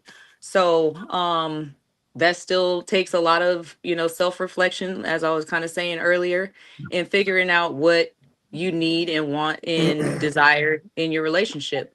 Once you figure that out and that's what you want, it's just kind of giving yourself that grace to say, you deserve what you desire in this life, and you have the right to go after it. As long as you're not doing it in an unhealthy way, or, your intentions are not bad, then, but the problem is the journey to find that partner, so, and it's become a sense of like entitlement when people are like, what they want. And it's not really what they need. They just want. It's like, I want somebody to do this. I want my woman to be like this. But it's not really any real backing, behind it. It's just an entitlement. Like, why? Like, why do you feel like you need a woman like that? Or why do you feel like you even deserve that? And can you offer what you're asking for? So for me, it's like making sure that you're able to do that for yourself before you request that from anybody else. Yeah. And that's why the self-love comes in. Like, I spend so much time by myself, like people that don't spend time by themselves, it makes me question that, because you don't love yourself enough. You have to have a man, you have to have somebody around you to be able to enjoy your life. It should be an enhancement. It should be an addition to your life. Something that's going to make it softer and better, but it shouldn't be like a requirement of life. Like, you don't need anybody, but you need yourself. You need to find yourself is where you should start. But a lot of that, like I said, is going to come from a lot of self-reflection, a lot of work, and understanding oneself. Because I didn't realize what I want until I realized like what I've been through and what made me who I am and why I desire certain things, and why there's like abandonment things there, or why there's attachment issues in some relationships. And like I said, it does stem from childhood. We are taught these things. And, like I said, there's a book. I was trying to see if I can. Actually, that was the ebook. Hold on. That was actually on Audible when I read that book. But my therapist has suggested some things, but it's like a whole series. And I learned so much just about like how I was raised and like why I am the way that I am. And it starts there. And that made me reflect on how I show up as a parent myself, because, how am I, coming off in my parenting, and how's that shaping my kids, my daughters and my sons. So, you got to be able to look at yourself and take accountability there. I love it. Denitra, the soft life strategist. I love when she shares. That's right. Gotta add the grace on it. The soft life strategist. I'm just strategizing. I ain't got the answers. I got the answers. but you are setting history yourself by showing other people, even as you are navigating this journey yourself. And that's one of the things I love about you and what you share, and how you walk, and just changing the sound of this narrative of the soft life. It is not the same definition that a lot of us are walking around here trying to perpetuate. Hmm. It's really about doing the work that's necessary to make, like you said, your life easier, to make it softer so it doesn't have to be so hard. It doesn't mean that it's void of work. It's actually saying do the work. Like you said, spend time with yourself, know Hmm. who you are. And I love that. I didn't realize what I wanted until I just wrote it down, until I realized who I am.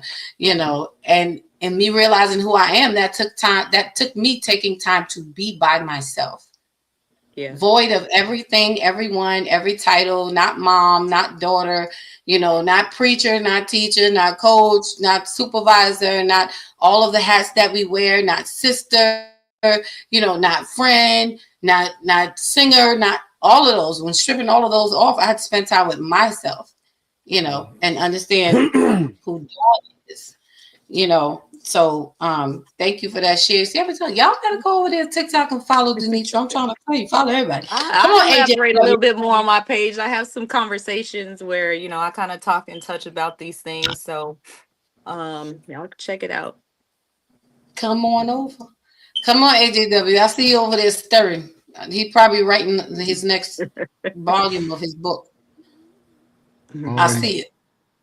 no, so I was listening to Ladies Talk Life, and I think we've had this conversation before, but I just don't know how to receive the how I hear you deserve what you desire. I don't know how to receive that. Um, because my experience has been you deserve what you do for. Um, the I wrote expectation that down too. of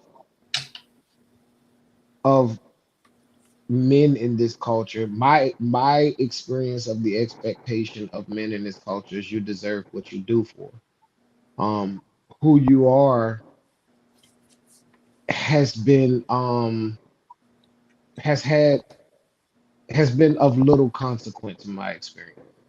It's what you do that determines how you're seen and ultimately how you're valued in the culture. So I that is an interesting take that I'm going to have to do some more exploring on because I don't even know how to receive a statement like that.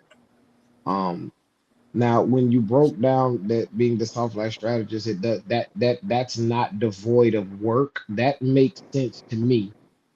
Um, but yeah, I think that it, going back to what you were saying about like the culture and how we've impacted the culture, just like we allowed certain things to happen and now they are and it is the culture.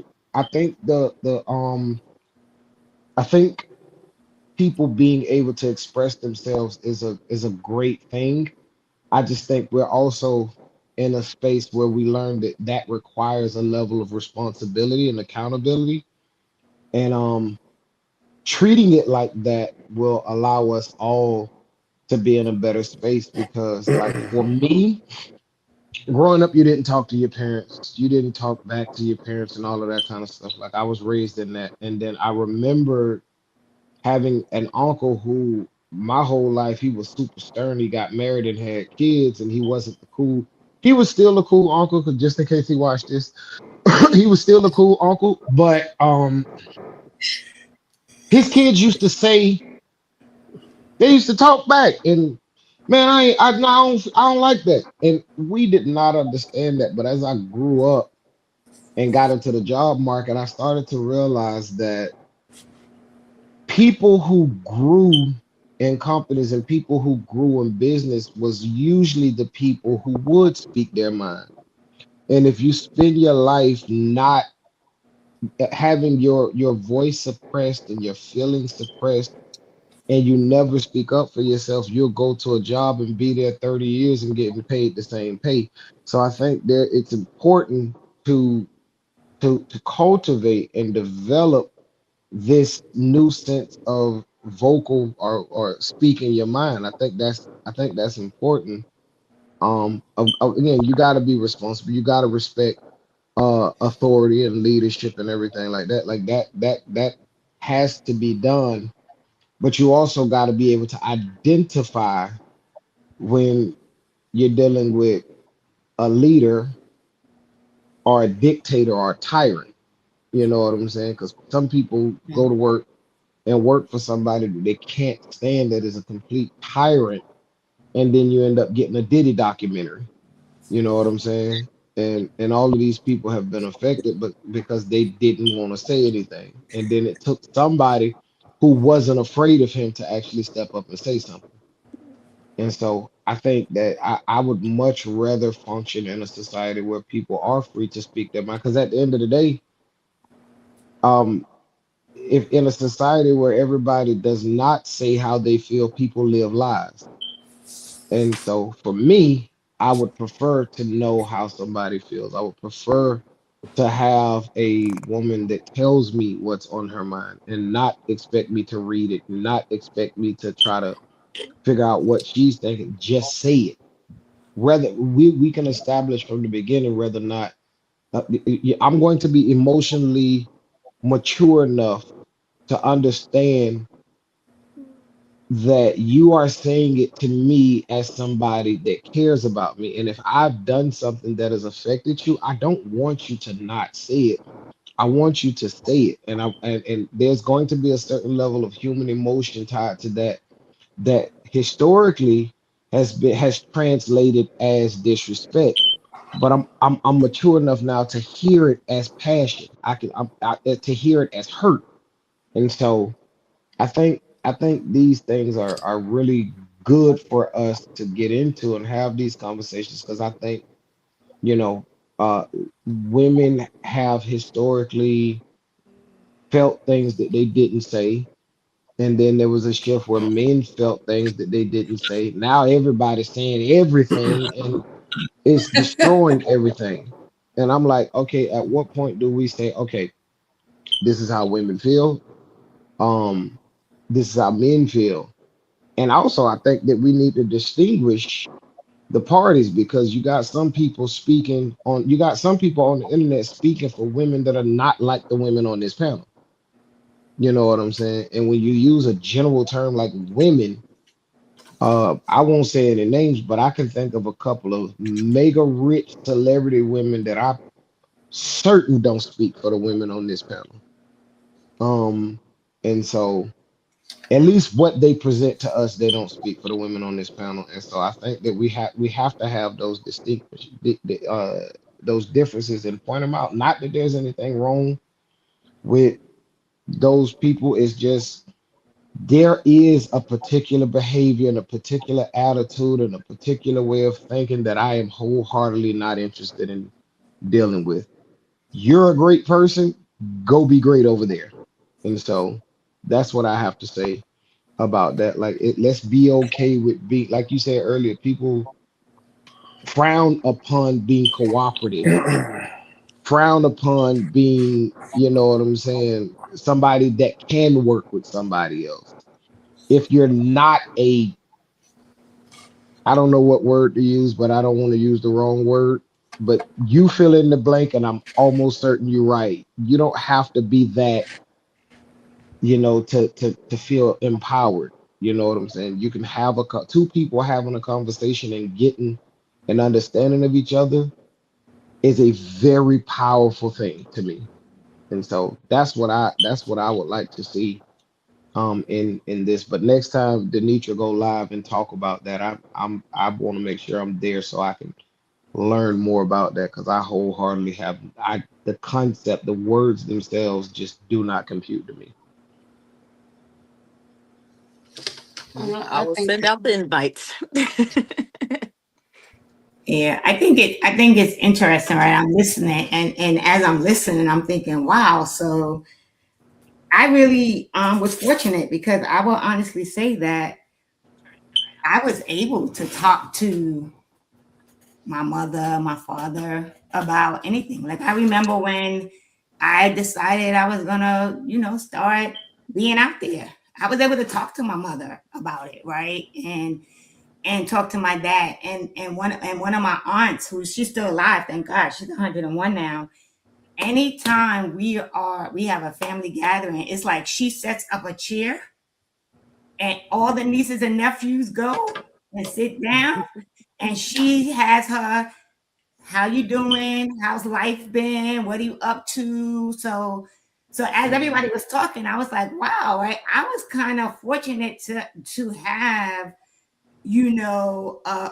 a village that did give me an opportunity to express myself, but also were actually interested in hearing what was going on in my life, right? And how I was doing.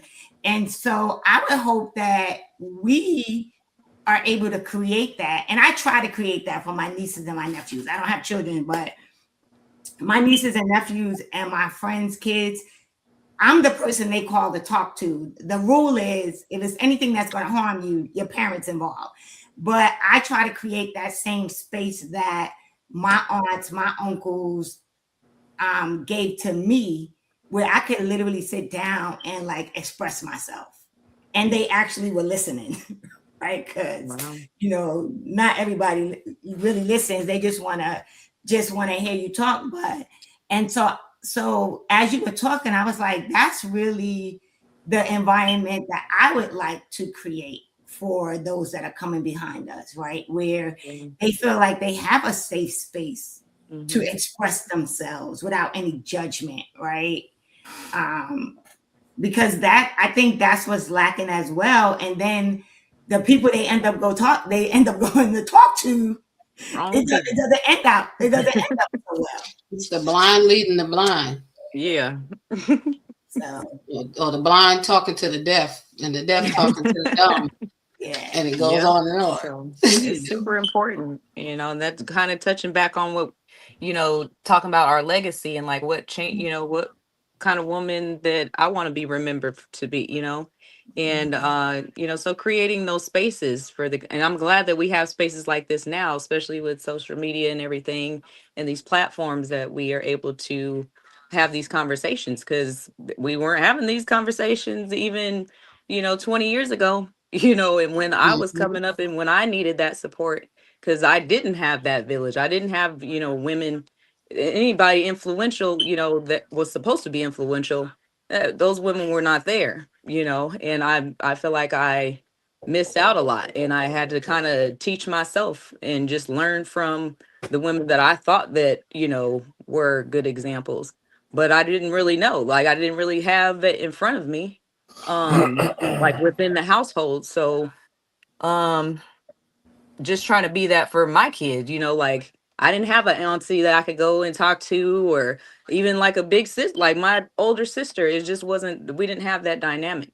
We didn't even start talking even daily until we became adults. Like my older sister didn't, fool with her younger sisters like that. She didn't take us up underneath her wing.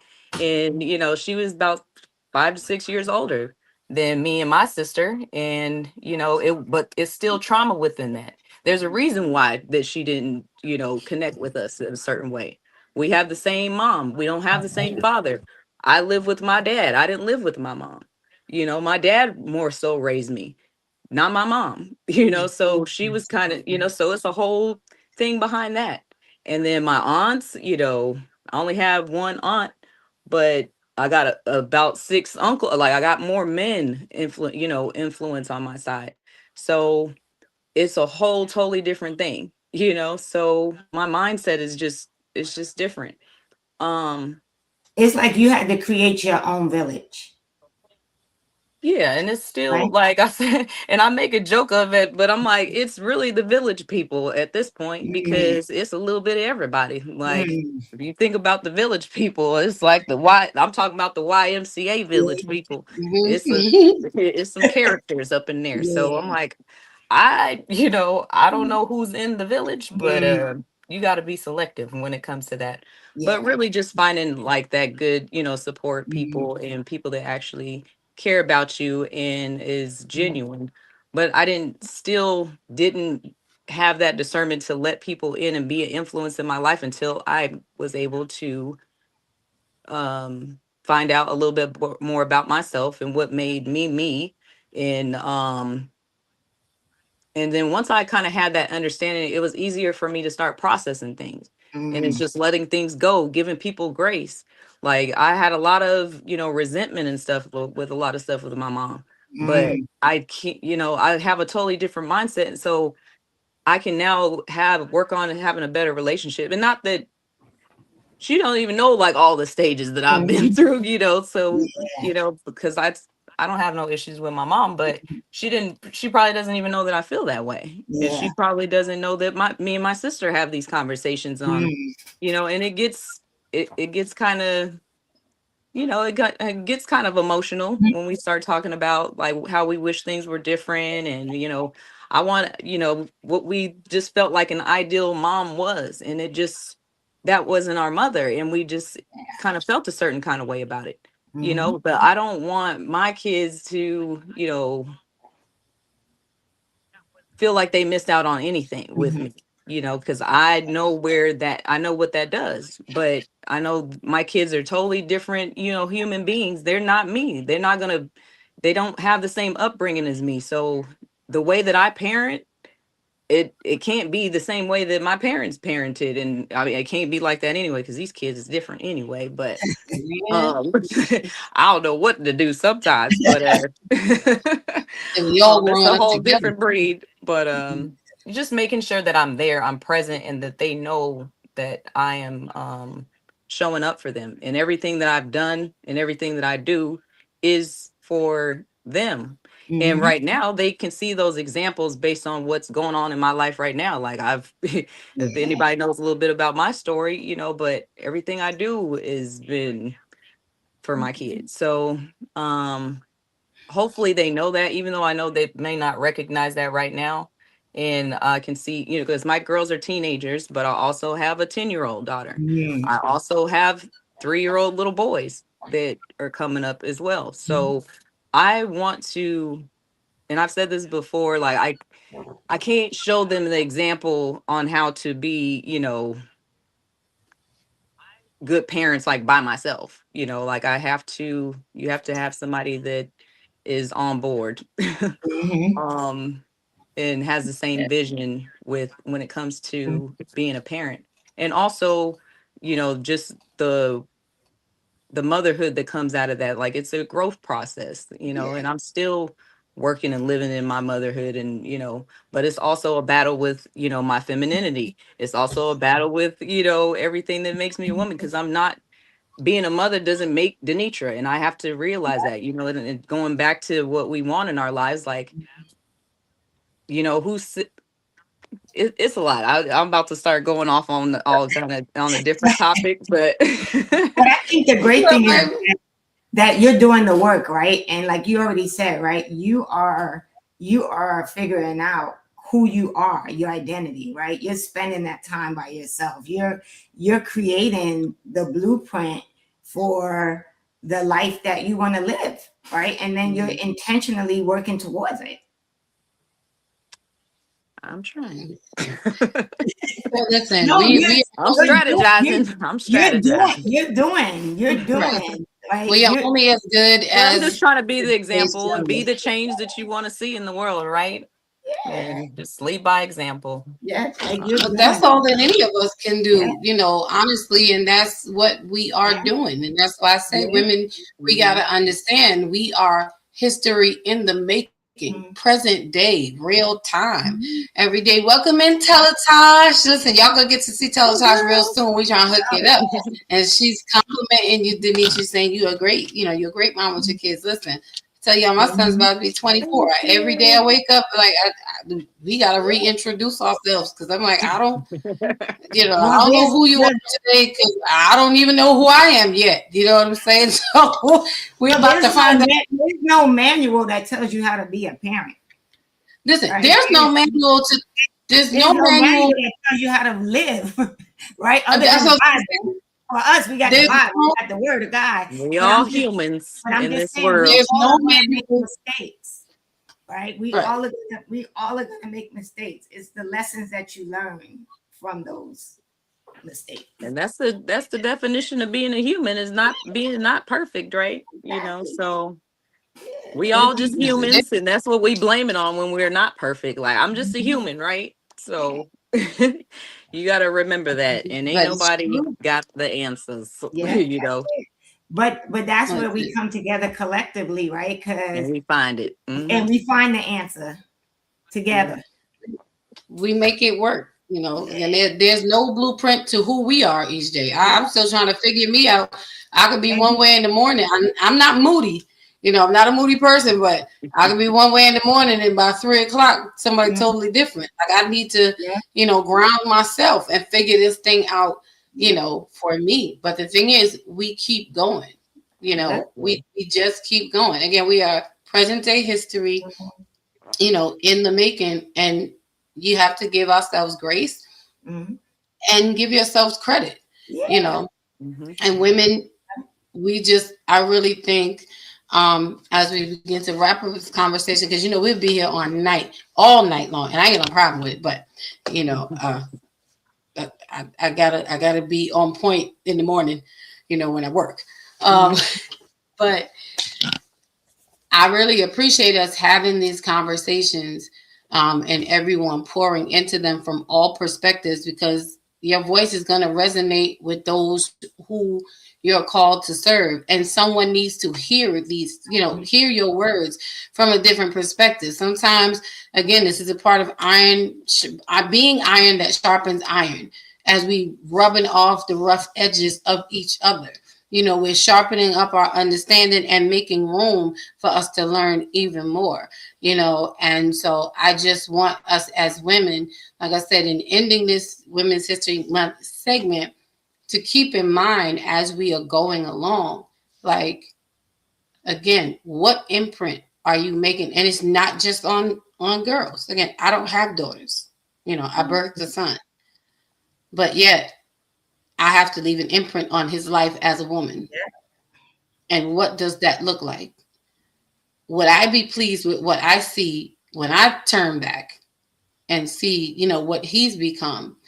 He's going to make his own choices, but I'd rather him make his choices and reject the information that I gave him than for him to make choices and never have had the information that I'm giving him. You know, that's a hidden choice, but at least I can leave here, you know, when I close my eyes, knowing that I gave what I had and what I saw he needed, you know. So as we wrap up tonight, again, guys, you know, Thursday Night Squad is so dope, and I love our conversations. Like, I'm trying to say, like, I love y'all so much. I want us to go back around. I had put Big Clay's question back up, you know, now that we are at the at the end of this conversation with all that we've heard from our ladies and our gentlemen. I think this is a good question to end on. So as we give our final thought and comment for everyone, if we go around and just again answer this question, because it may have changed from when we started, you know, and people's thoughts may have changed. But if we were to leave a positive word here, what would that be? So I'm going to start with Denitra and go to Justin, then Big Brother Rock, and then Theo, and then we're going to be out. So we're leaving positive words here tonight. What would they be? I was gonna read this poem and that I wrote. It's called Becoming. So I can end with that, but if y'all want me to go first. Yeah, with go it. ahead. Okay. Yes, ma'am. The mic is yours. So this piece is called Becoming. I am learning to hear the sound of my own voice, not the echo of what they told me I should be, not the hush I once wrapped around my truth, but the real sound, raw, trembling, and finally mine. I'm standing at the age of 40, not quite sure if I'm flying or falling, but damn it, I'm standing, and there's strength in that. Even if my knees shake and my heart whispers fears, I try not to say out loud. My marriage, a house with cracked windows and walls that don't hold warmth like they used to. We don't look at each other the same, and I ached for the love I imagined, the one I thought that would carry me, but I'm realizing maybe I was always meant to carry me. My children, my beautiful, mysterious five, fragile in ways I don't always understand. Their future stretched before me like foggy roads, and I love them so hard it scares me. Some days I feel invisible, like I'm screaming into a room no one walks into, alone, even in a crowded house, hurt even when I smile, lost even with a map of my own making. But still, there's something growing in me, a quiet fire, a woman I'm learning to like, one who has cried and not broken, who has doubted and still shown up, who has loved with everything she had, even in the world, even when the world felt like too much. I don't know all the steps, but maybe that's okay. Maybe just this breath, this choice, this moment is enough for now because I'm still becoming. And there's something beautiful about being in the middle of the storm. That was it. Come on and become. Come on and become. And that is She just did a Justin on me. okay. Denitra will get you now. Don't sleep. Denitra will get you. And thank you for sharing that and let that resonate with you guys. Like we're gonna learn to sit in the moment this year. You know, we're gonna sit in those hard spaces and absorb exactly what we are feeling. We're gonna turn our Give emotions back yourself some on. grace. That's all I can Denitra, say. is that published? Is that published anywhere? That poem? Oh no, you know what? And actually, I um a lot of my stuff, like I got encouraged to start writing down my poetry and like really just getting back into writing poetry. Because I wasn't writing for a long time. I didn't start writing until I started like dealing with my traumas and my issues and going and working through therapy. So a lot of my journal entries turned into poems, and like that's kind of how I was expressing myself at the moment. So there is more. That one was like before I turned 40. So that was I think, yeah, that one was last year I wrote. But there's a lot of more reflective pieces that I've written more recent, but nothing is published now. I don't know if I want to write a book, but I'm thinking about it. I just got to a point where I'm putting everything that I've written down on paper so I can be able to recite some of the stuff that I've written, because a lot of it, like I said, it was like journal entries. And so it's like chicken scratch everywhere. And I really had to like sit down, like put it on Map it out. paper. Yes. So That's all right. but yeah, I don't know about the book. Me and Justin, we gonna have to help me I'm on gonna that way. say, Dawn will get you. That's okay. Oh yeah. You know I will. Yeah. You know, it's one way in with me and no way out. Y'all already know how that goes. Denitra, you see she's still here, right? You see that? You see? It's real subtle. Come on, Justin. If you could leave, what positive word would you leave here tonight? I'm gonna try to say something really profound right now. Whatever Denitra said. Y'all have a good night. I can't. And that is from the coach, Mr. Courageous Vulnerability, Bishop Tree Hugger B.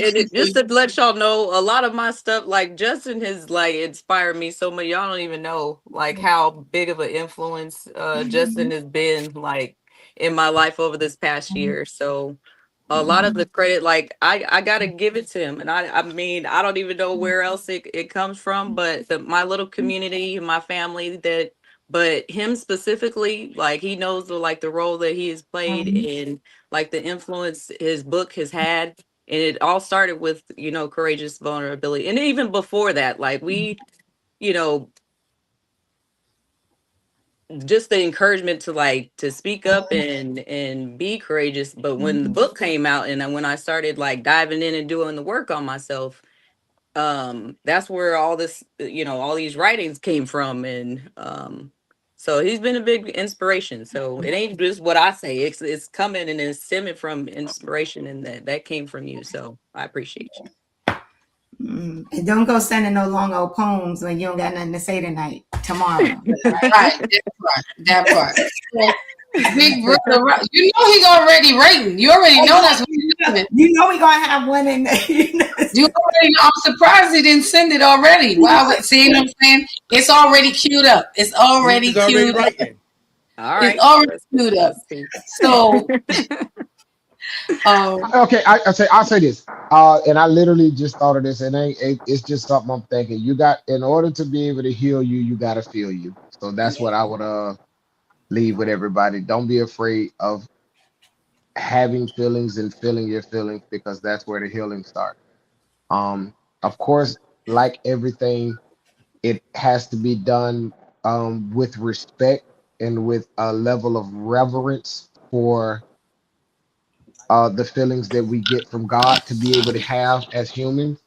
But if you refuse your human, if you refuse yourself the human right to feel yourself, you can never heal yourself from anything. So take from that what you will, and it's all love, Denitra. I again, I don't know how to handle that kind of stuff, so I appreciate it. Mm-hmm. We're gonna you're gonna soften be you all up. right. You're We're gonna be gonna all get you all soft on the inside. You're gonna be able to right. Come on, Big Brother Rock. Come on, share with us what positive word would you leave here tonight? I would just say that being a role model doesn't stop once the children are grown. Role model is a continued thing. There's no stoppage to it. We are forever role. If we have children, we're forever role models. And also, they were talking earlier about spending time alone. Self-evaluation should be done often. I do it often. I every conversation I have could have been better. Did I play too much? Did I offend anyone? You gotta look at yourself. If you don't look at yourself, and if you don't look at yourself and don't correct yourself, you can't be a help or influential to nobody else. You got to be able to. You got to be honest with yourself. All right. Be honest with you. Look at that reflection in the mirror and take it in. Come on, Coach Theo. What positive word would you leave here tonight? So I think the first thing I would say is something that I had to work on and probably still work on it a little, is start to look in the mirror and see what others see in you.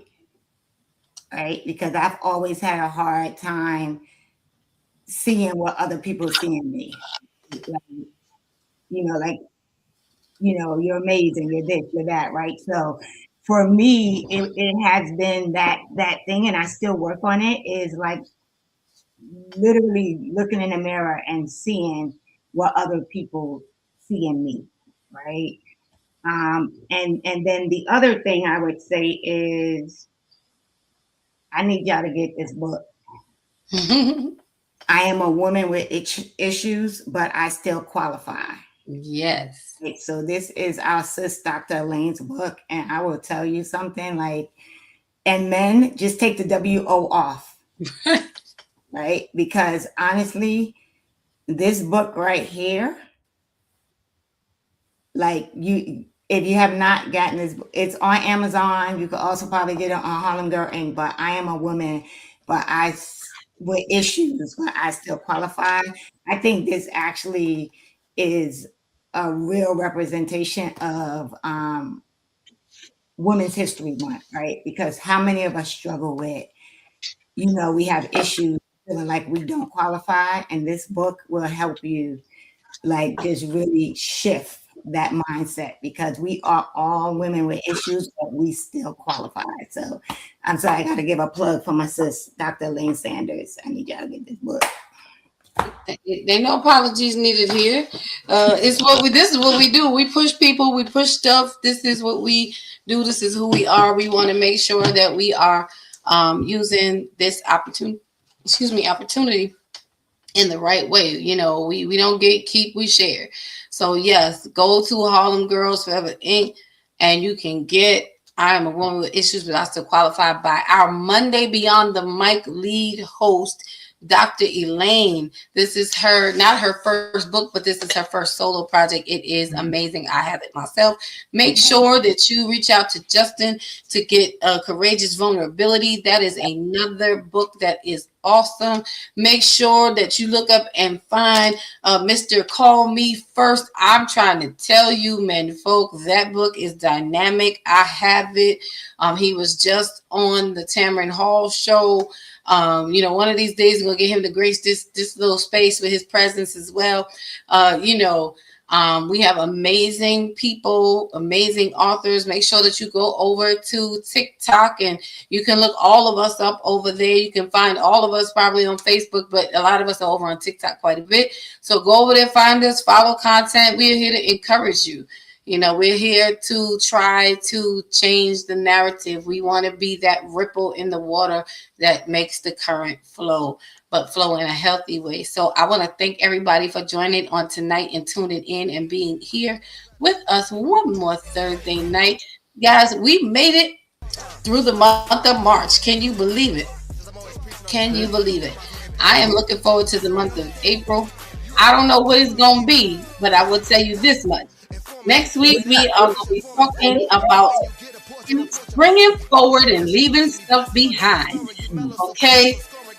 We're going to talk about, because it's necessary and it's time. And I've been stuck on this analogy of a rocket ship leaves the earth with a whole lot of pieces and parts. But when it gets to its destination, it's only the cone.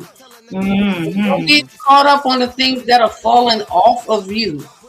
They are serving their purpose, and then when the assignment is done, they gotta drop so that we can get to where we gotta go. So we're gonna talk about it next week. I don't want to give it all away, but guess what? The week is not over yet. We got one more night to go, and I want you to come across the street with me tomorrow to the Sheila Ingram Ministries at 7:30. I'll be switching hats. That's right, y'all know.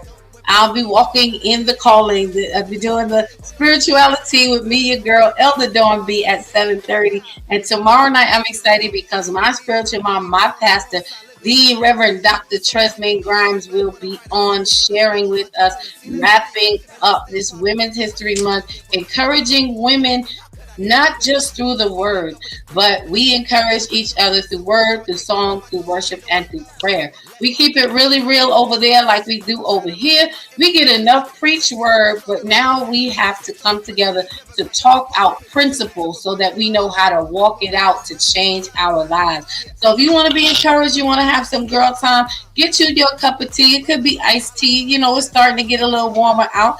So grab your iced tea. I know I'm going to have mine. And come on over and join us at 7:30 p.m. Eastern Standard Time. Look forward to having you again. Thank you, Thursday Night Crew. Couldn't do what I do without each and every one of you. I love y'all. Have an amazing weekend until tomorrow. And if we don't see you tomorrow, you can always catch the replay. But then we'll see you again next week. We'll do it all over again. Be prepared. I think I want a little toxicity to come next week. So, let's see.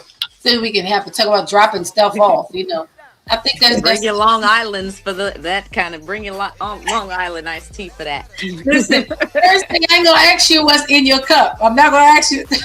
Then you go, Justin. Okay, we all know things take a turn to 8:30, but I think we're gonna start 8:30 at 7:15 next week. So we're gonna start with the bring it forward because we dropping stuff off. Listen, who's gonna get dropped next week? Let's see. You never know. So you guys have a great night. Thank you for tuning in. Hit that thumbs up like button on your way out if you didn't. We love you here. Have a great evening. Go be great. Continue to conquer the world.